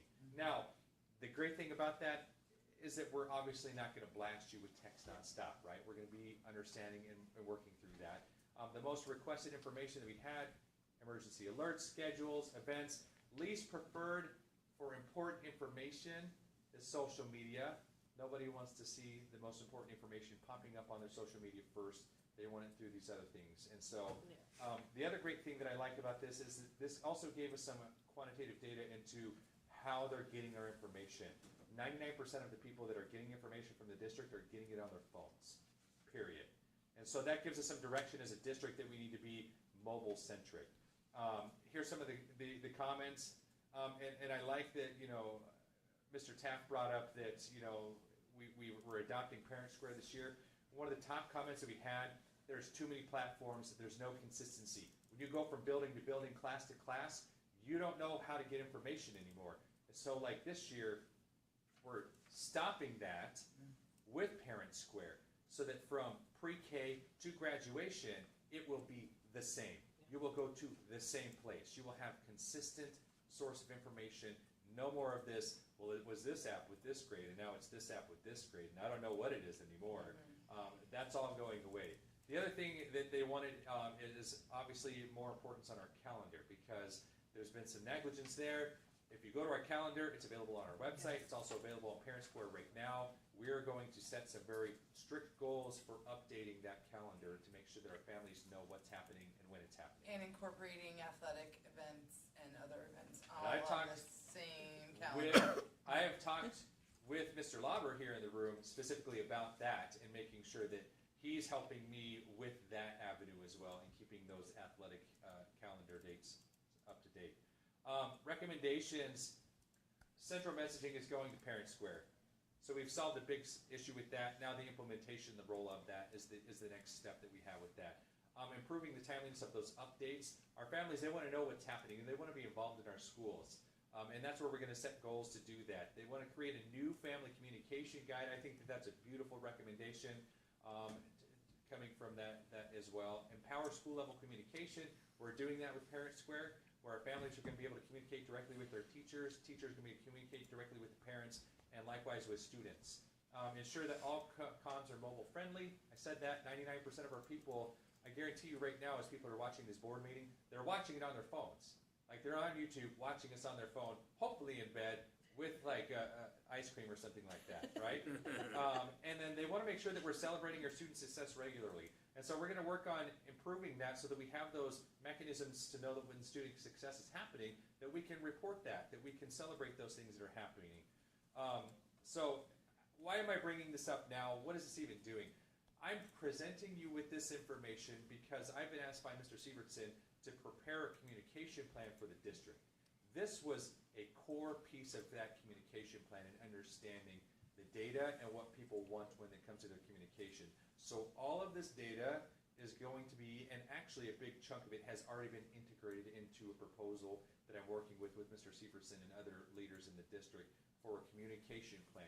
And that's going to have our annual KPIs, for those who don't know, key performance indicators, to make sure that we're meeting those standards that our families have. That we're helping this have a one source of truth goal. Thank you, Parent Square, and thank you, Board, for adopting that, because that will accomplish that moving forward. And then, again, we've talked about this transparency. As we do this with this communication plan that I'm developing and working through, that's our main goal, is to promote transparency. Is to show families what's happening in our schools. Is to have them, give them a voice that they can talk and they can bring those concerns to families and to staff. And that we can then share what's happening. And also to show, that we're responsible, that we're not just out there spending money for no reason. We're being responsible and trying to be good stewards as we provide the best educational experience that we can. And then the last thing that we have in this is this annual feedback loop.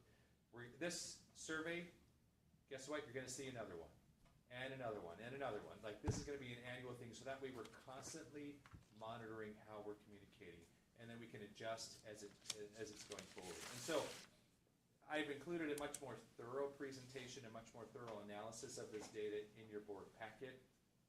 Please take some time to look at it. It's wonderful.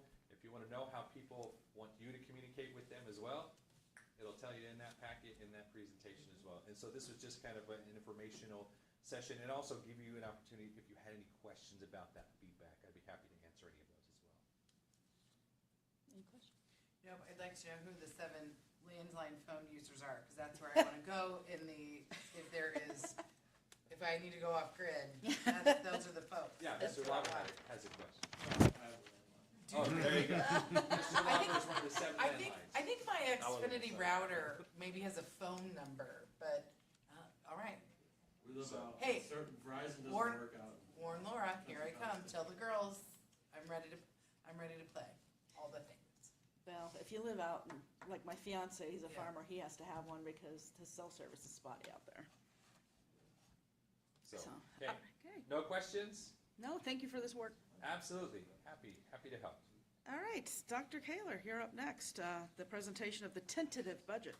The budget that was presented in the board packet has changed twice since you received that. Like I said, it changes basically every time I get new information. Yeah. So what I presented hard copy to you tonight is the most updated. That is what I will be putting online as on display. I'm not gonna go into the nitty-gritty details of the budget right now. I wanna talk more about what the process is after tonight.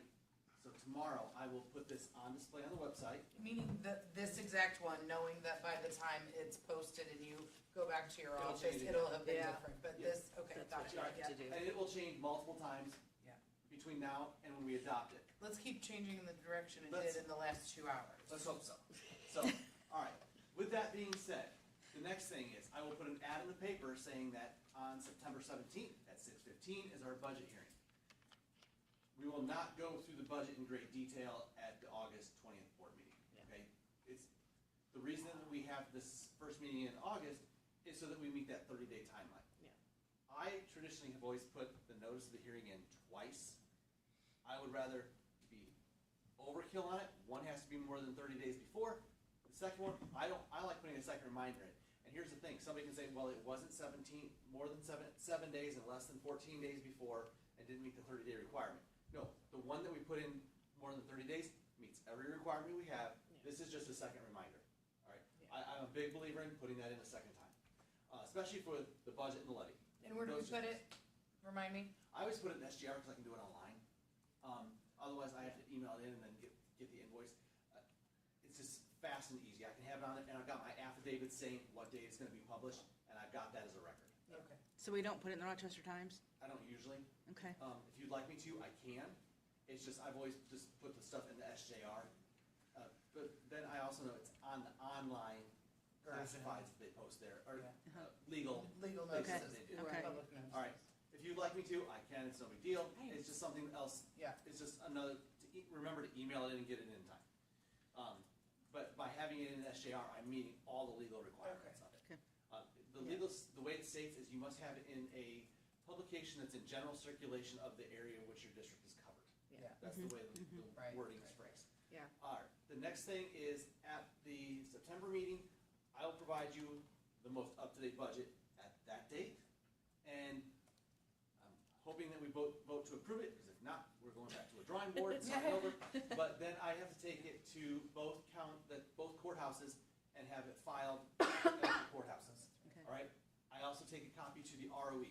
They stamp it, and they stamp a copy that I keep, so that you guys see, just so you know, understand that process. By both courthouses, you mean Sangamon County and Christian And County? Christian County, Yes. yeah. So they both of them stamp it. I keep one copy that's got both of their stamps on it, so if for some reason they say, we don't have it, I can go back and provide a new copy, but go back with the stamp and say, here's when you received the first copy. Yeah.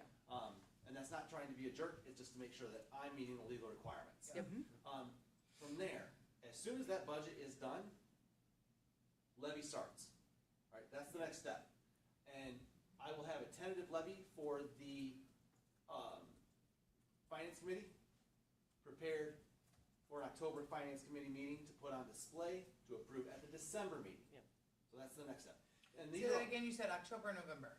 we don't have a November meeting. We don't have, Finance Committee meeting Yes. in October Yep. ahead of, okay. And here's the thing, the tentative levy will look very different than the one that gets final approval as well, because each year, PMA does a great job of, you go to this PMA workshop, it's free, it's up in Peoria, you take all your information, you put it in there, they have somebody that's an expert in the levy come over and review it for you.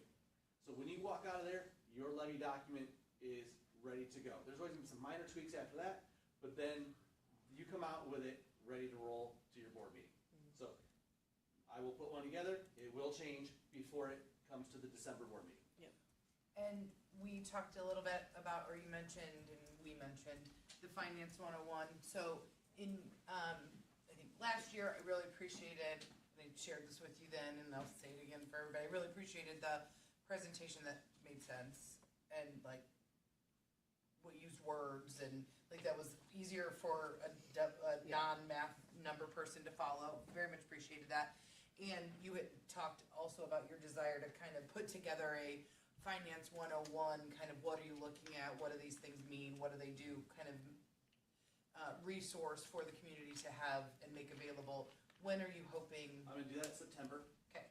And it's gonna be literally a 5-minute thing, it's not gonna be a long, Yeah. in-depth thing. Yeah. But, hey, when I say function code or object code, or what does the levy actually do, and what's the mechanism of Yeah. us getting money, local, state, federal? Yeah. How does that all work? So Yeah. that's gonna be what this is, it's gonna be very brief, Yep. very much high level of it. It's not gonna get into the nitty gritty of the little over 1,000 Object codes that we deal with. But the idea of the different buckets that, Yeah. you said the spaghetti Yeah, it looks thing like where. spaghetti bowl. What can be transferred where? Right. And what can't be. Yeah. Right. Okay, yep, that'll be helpful. I said, I didn't want to get into the details of this, the budget stuff. I thought Aaron did a very good job describing our meeting from last night. Yeah. But just so that you understand kind of the process, what we go from here to approval of the budget. Yeah, he will be giving us more details in September. That's why he, didn't want to go through it twice. Okay, Here's the other thing, I don't want to be told in September, that's not what you said in August. Well, it just changed a lot. yeah, don't blame you. All right, so if there are no other questions for Dr. Kaler, we can go on to approval of the consent agenda. Is there a motion, first, are there any questions about the Board of Education on the consent agenda? Were there any donations this month? I didn't see any. No. Okay. Were there no FOIAs?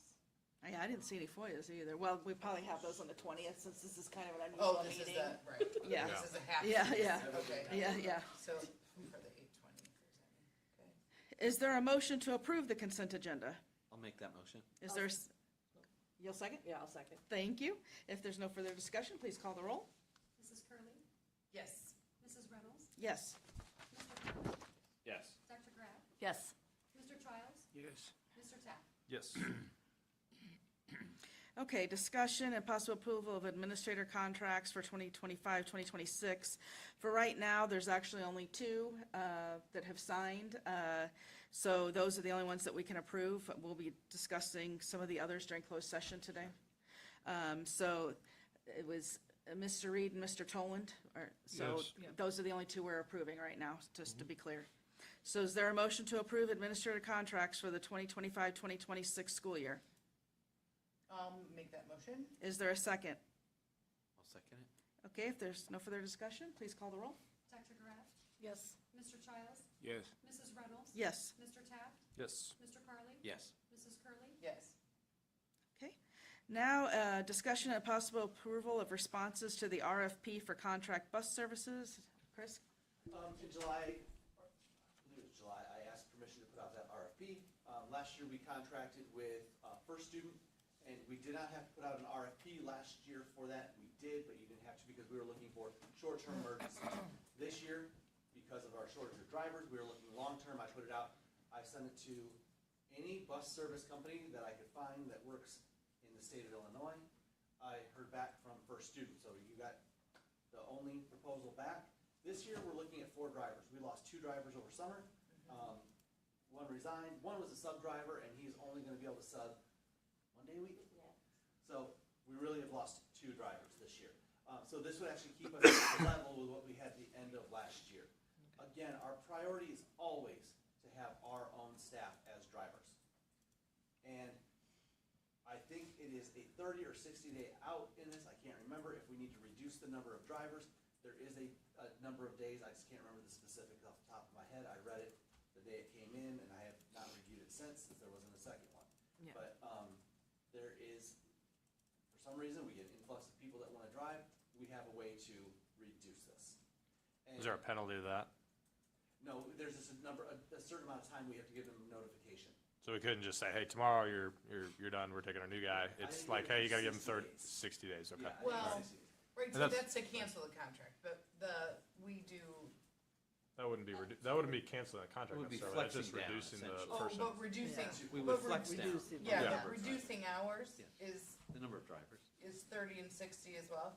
To reduce the number of drivers, I believe it is, because they are Oh, okay. actually planning their drivers being stationed here. Oh, got it, Yeah. okay. So that's the Okay. reasoning.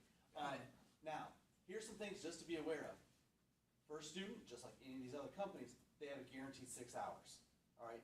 So I'm telling Chuck, if we've got, or not Chuck, Jamie, I'm sorry, if we have something in the middle of the day, and our local driver, and we're struggling to fill it with our local drivers, assign them to it. Yeah. We can, we have that flexibility.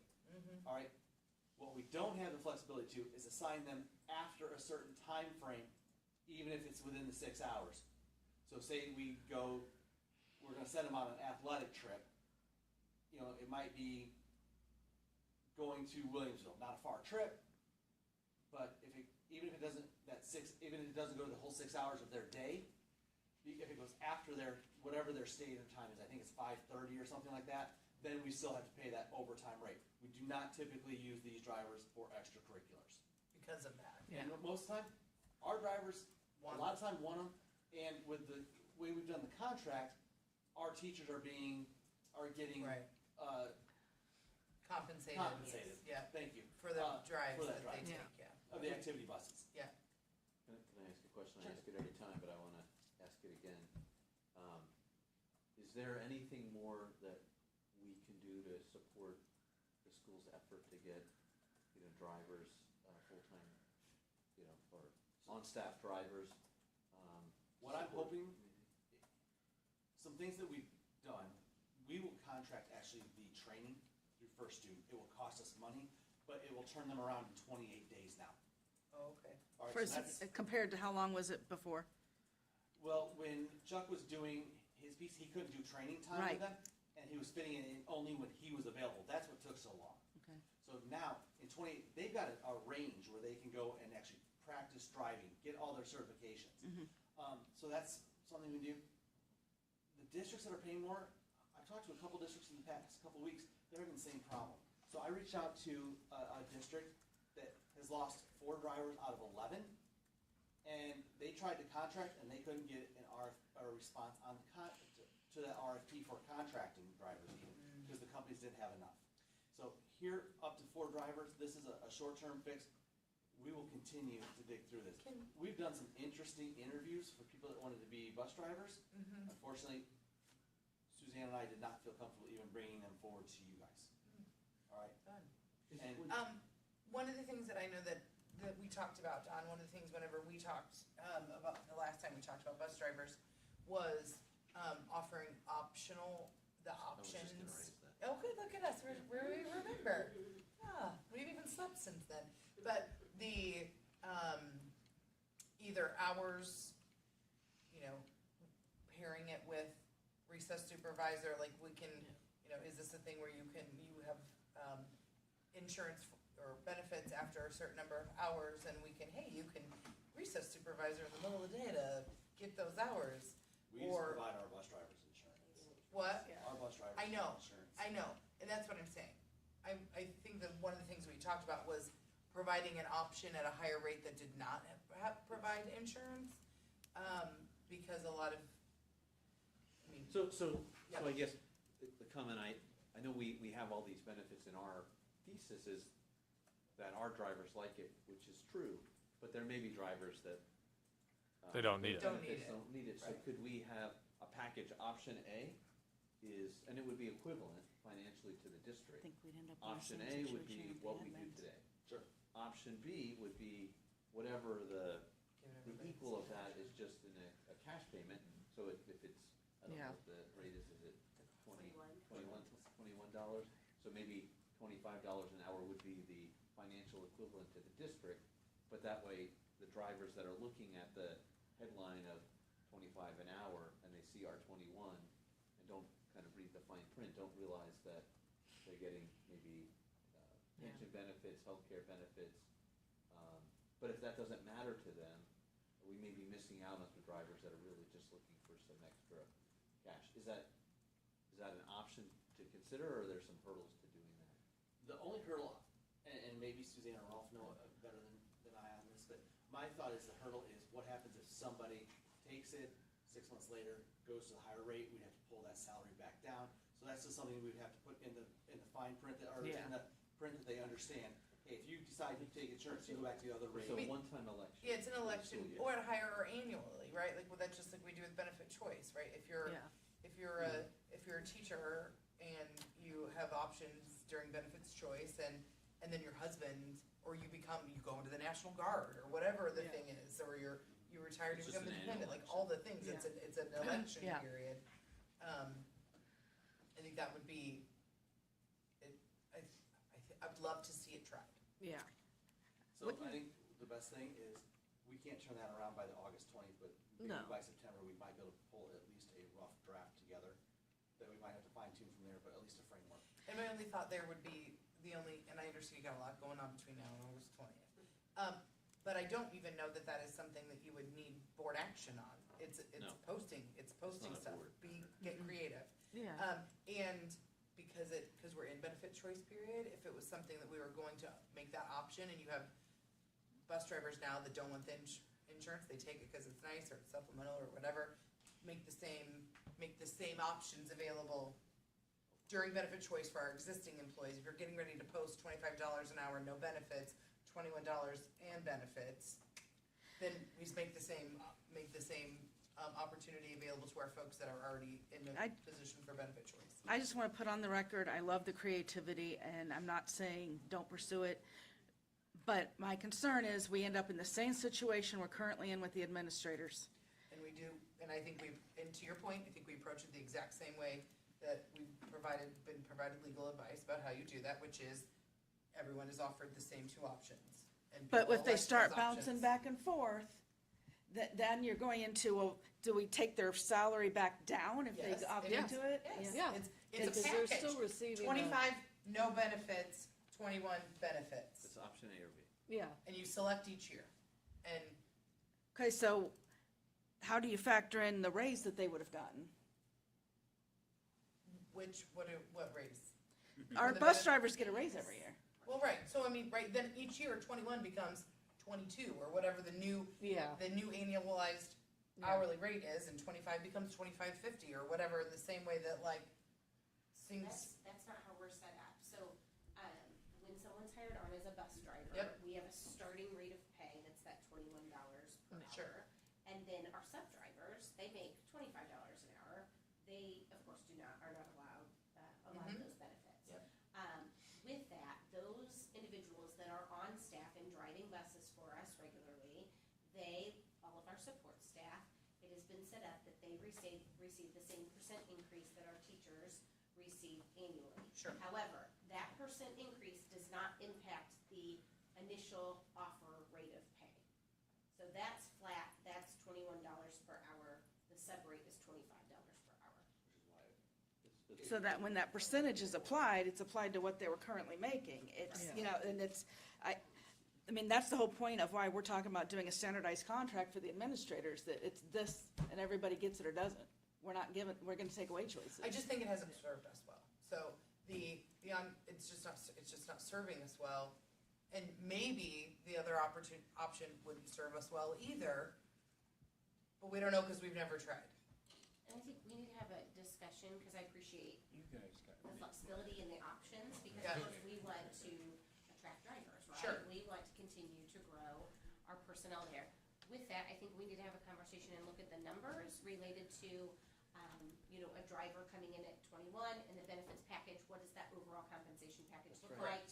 And then us Yeah. looking at, Absolutely. we're throwing out that 25, which I understand. Well, but whatever, yeah. We need, Yeah, right, whatever whatever it is, So I yeah. think we need to take a little bit of Sure. time just to take a look at that and, What other options there might be. yes, Yeah. absolutely. And who else this might impact. Yeah, I guess, my comment raising it, it's great, and It's I think it's not a board decision, it's a management decision. Yeah. I just want, the community has been very clear, and I think appropriately so, they want bus drivers, they prefer them to be local drivers that know the community, know the kids, and I think the community and the board would love that. We're here to support you, every time I meet somebody with a license, I ask if there's, even social media that we can circulate on the social media that people read. I haven't seen it there, but we're happy to repost it. Anything we can do to help, because a lot of the people in the community actually don't know that we're looking for bus drivers. Obviously, people with Kids do, but yeah. people with kids in the school, right, and they know that that's a challenge, but there are others that maybe have a CDL that moved to the area or in Springfield. They're not aware of the benefits. So whatever we can do to support you, but I think, we look to you to kind of help solve the issue, but it is, it's a challenge in our district. It seems like the challenge is getting better nationally from other administrators I've talked to, but it's this challenge we're still facing here, so. Yeah, One we'd love to solve. Yeah, right. It's a challenge we haven't yet solved. And So you'll come up with some maybe ideas by the September meeting? And because it will affect salaries and benefits, it does need to come through the board. Yeah. So, for this tonight, we do need to know we need to find out about approval, so I can let them know to try to get bus drivers. I know he's got a couple lined up, but up okay. to four for first student for the start of the school year. So is there a motion to approve? Well, this says That's fine. responses, I guess it's, Approval. Well, we were hoping there was gonna be The only multiple responses, response- when we wrote this, I was gonna be able to bring you more. okay. Because they were due August 4th. Okay, so is there a motion to approve the response to the RFP for contracted bus services? So moved. I'll second. Please call the roll. Mr. Tapp? Yes. Mrs. Reynolds? Yes. Mr. Carly? Yes. Dr. Graff? Yes. Mrs. Curley, Yes. Mr. Childs? Okay, discussion and approval of multi-tiered system of support manual.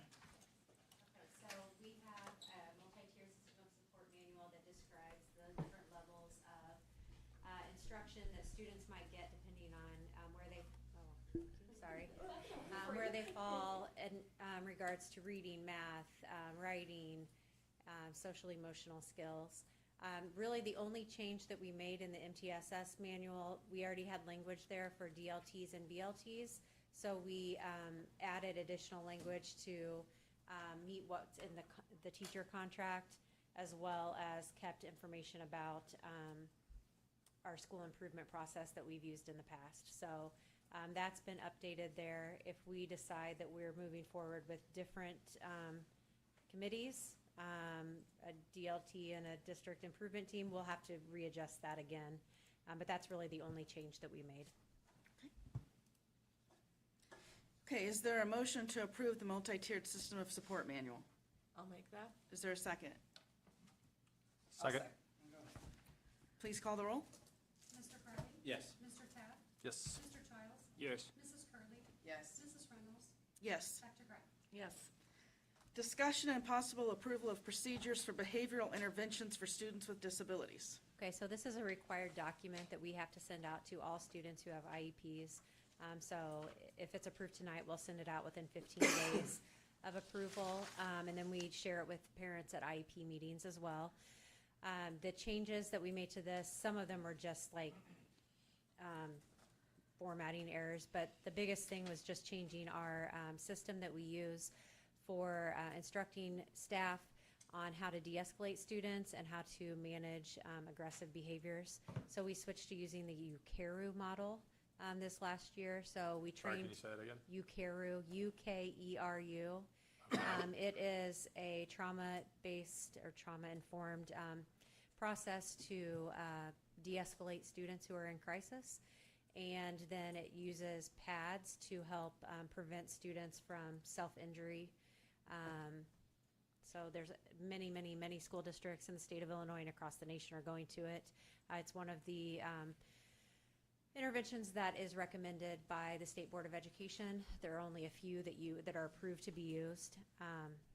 So that's kind of where we had moved to. What is this replacing? What were we at? So we were using crisis prevention, and there's a de-escalation component to that.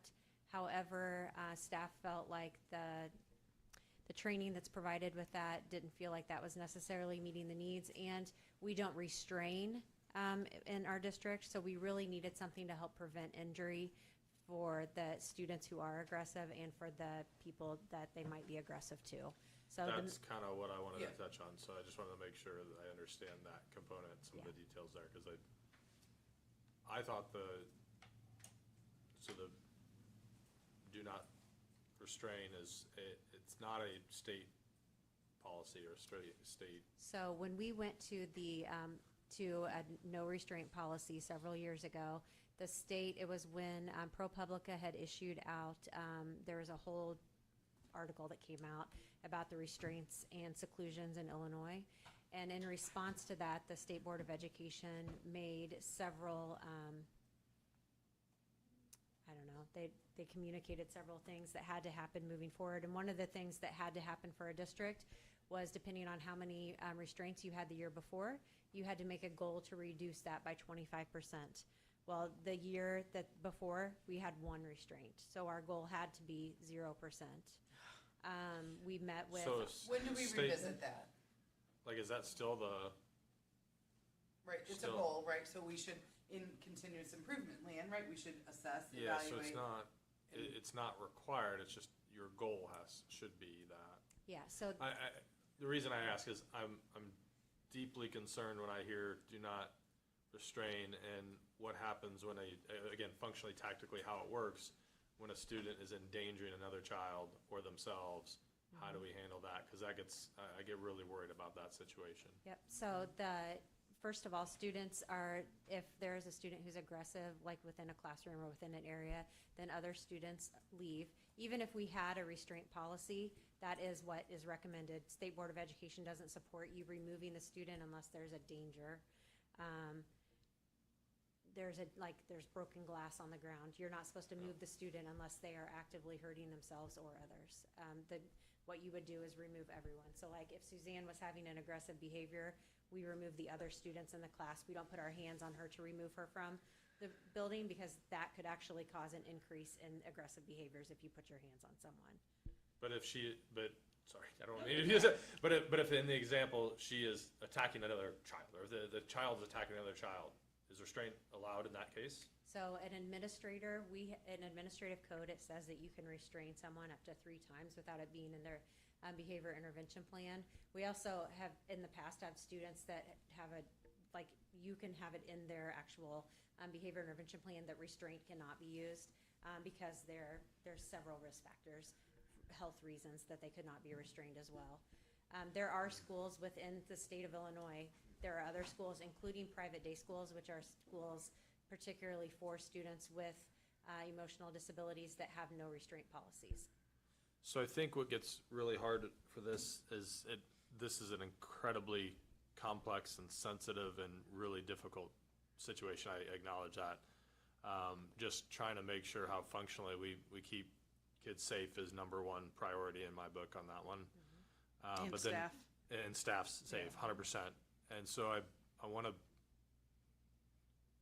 make sure that whatever policies we have, they're actually executable. So, because I heard a comment about it goes into a behavior intervention policy or plan.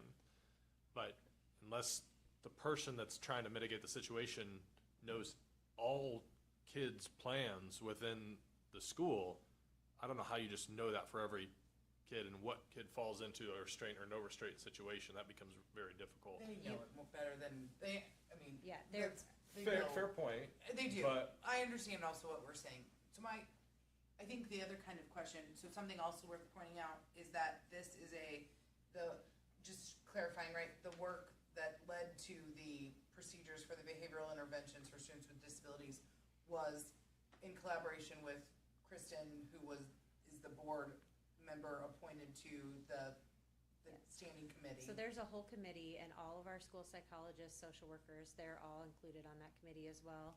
We had parents on the committee, and we also have teachers on the committee. Okay, fantastic. Where does, and this maybe goes together, to Aaron's question, where does the we are a no restraint district policy live? Does it live in this Yes. procedures document? Yes. Okay. Yep. Okay. So, and that committee. But that's not the same thing as what we're approving here tonight. I'm trying to Yes. frame the two different Yes, things that we're it's- talking about We here. don't have a separate board policy, so there are procedures for behavior interventions for students with disabilities. That committee, that's who kind of does the work for that and decides where we go as far as behavior interventions.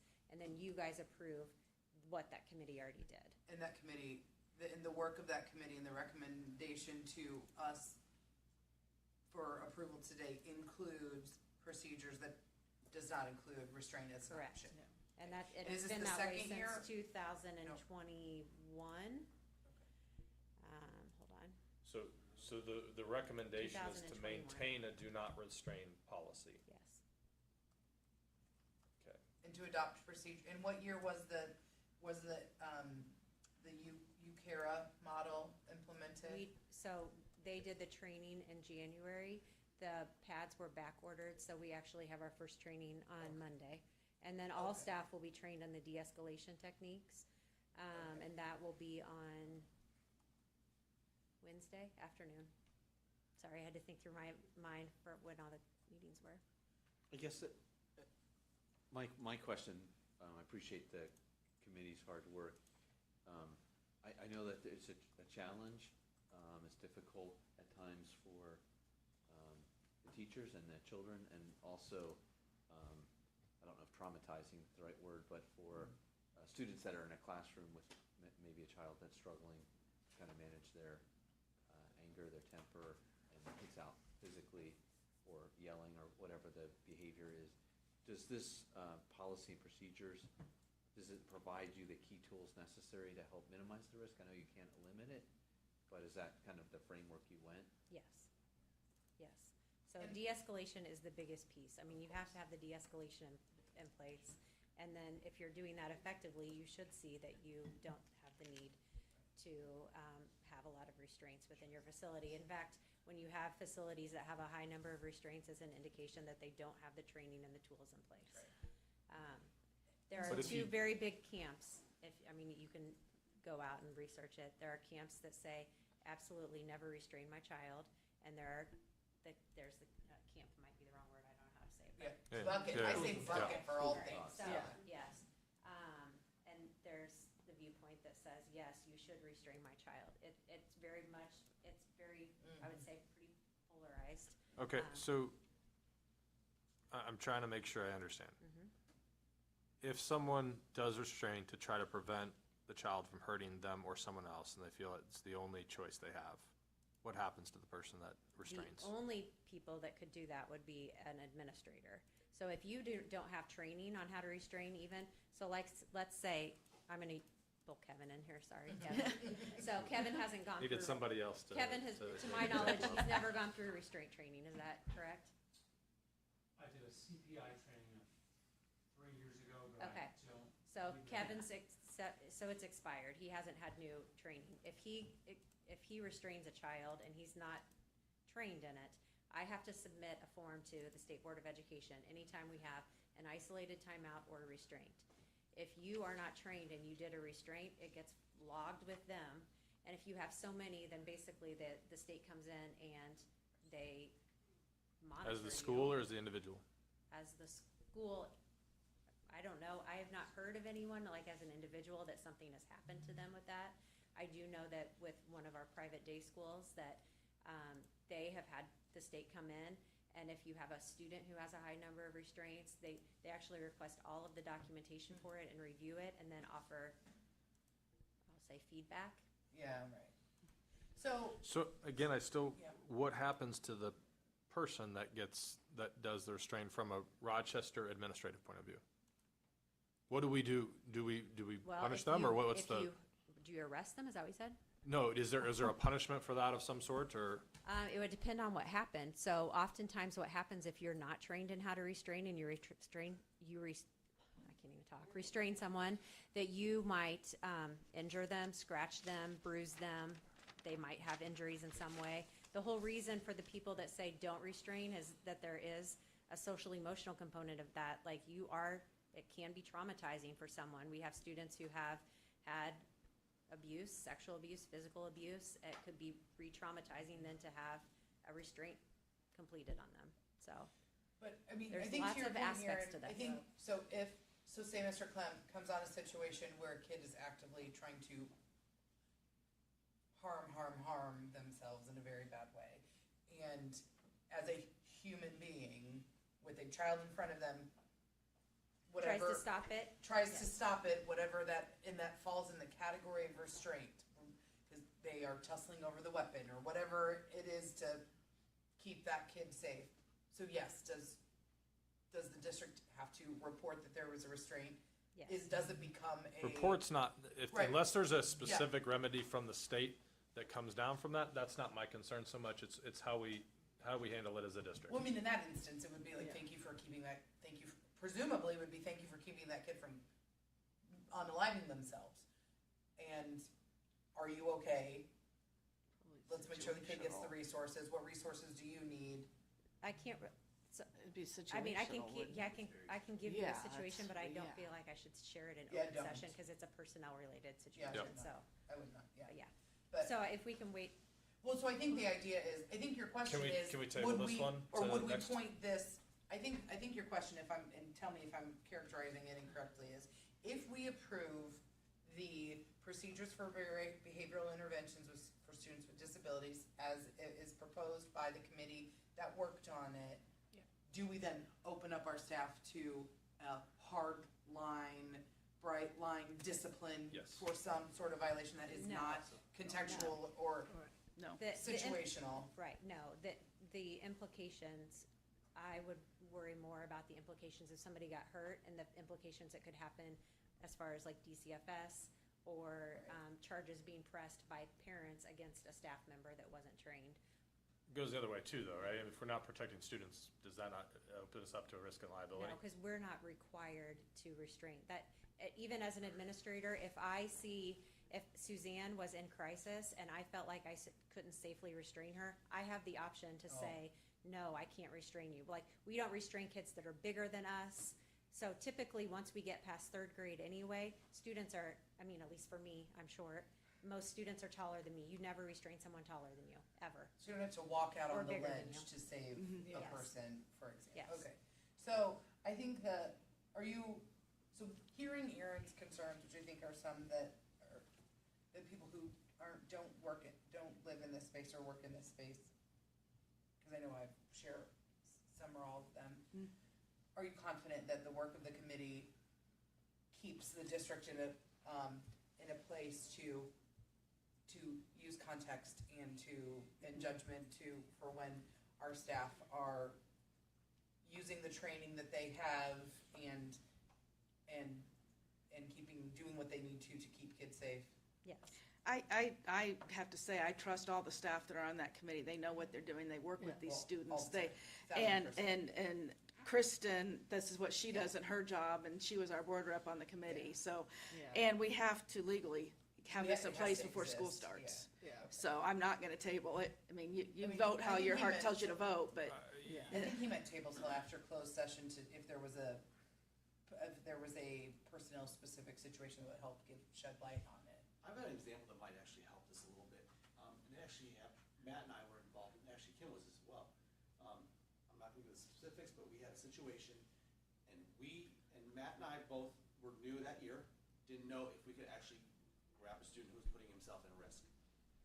We asked Jennifer the question and said, if this student is putting himself at risk, and it was a serious risk, and she said, if this student is in serious risk, you have the right to protect that student, okay? So we could have, Even if you don't have training. well, as a admin, we don't have What it. I tell teachers But is you this- have to be able to defend your decision. Yes. Like, no matter Yeah. what you do in school, Right. you have Yep. to be able to defend your Right. decision. For sure. If you feel Understood. like you can do that, I feel like, then, yeah. Yes, and that's the thing, is, as admin, we both have the training, I'm assuming Matt does, I know Kim was there at the situation as well, but there was like, 8 of us involved in that specific situation, trying to figure it all out, but we had the right, if we need to, we could grab that student and keep him where he was safe. And then that situation would have been reported to the state, just Yes. following procedures, okay? And I think that having the de-escalation training for all staff, which staff have been asking for de-escalation training, Right. so I think that it'll be really good. But I think that piece too, like if you're not doing the de-escalation piece, then you're more likely to have explosive, aggressive behavior. So I think having everyone have that too is also going to help eliminate. Is it realistic to have the restraint training for all staff?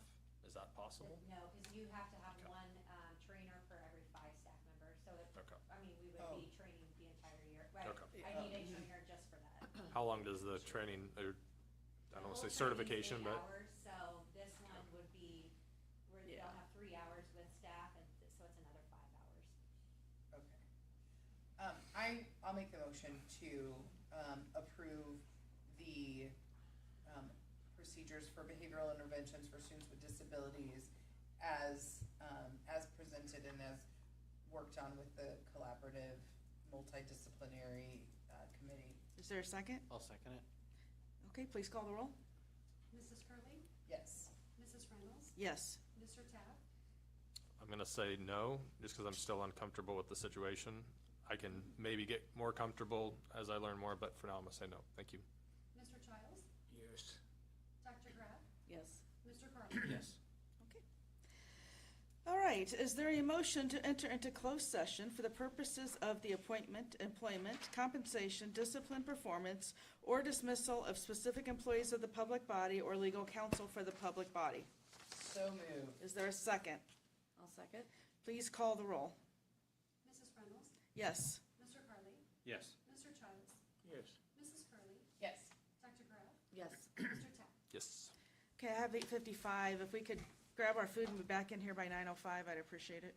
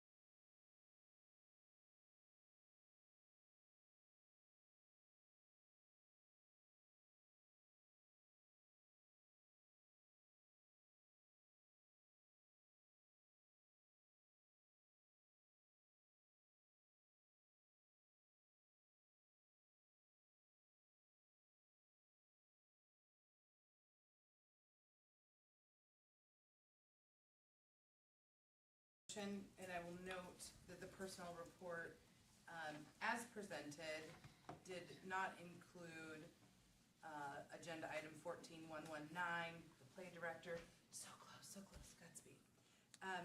And the, RHS Student Services Secretary position, so to keep our eyes and ears open. Hope to hire them on the 20th. Hope to hire, yes, Okay. that's the motion. Is there a second? Wait, Uh-huh. explain that again? There were two positions that were on the agenda that were not on the personnel report, and we are Which moving was to the play accept. director? Yeah, we don't have one yet. Yeah. We thought we did, we're really close, but hopefully we can do that at the next meeting. By the 20th. So that's the motion is to accept it as presented. Okay. Is there a second? Second. Thank you, call the roll. Mr. Tapp? Yes. Mrs. Reynolds? Yes. Mrs. Curley, Yes. Mr. Childs? Yes. Dr. Graff? Yes. Mr. Carly? Yes. Okay, And I'll move to approve the volunteers. that should have all been together. As presented, it's a separate agenda item. It's Is that all together? it's all 14. Okay, Yeah. Godspeed. Yeah. All right, good. Great job, we already did. Go. Okay, is there a motion to approve the special education contracts as presented? So moved. Is there a second? I'll second. Thank you, call the roll. Mr. Tapp? Yes. Mr. Childs? Yes. Mr. Carly? Yes. Dr. Graff? Yes. Mrs. Reynolds? Yes, Mrs. Curley? Yes. okay. I move to adjourn. Is there a second? I'll second. All in favor, say aye. Aye. Aye. Boy, that was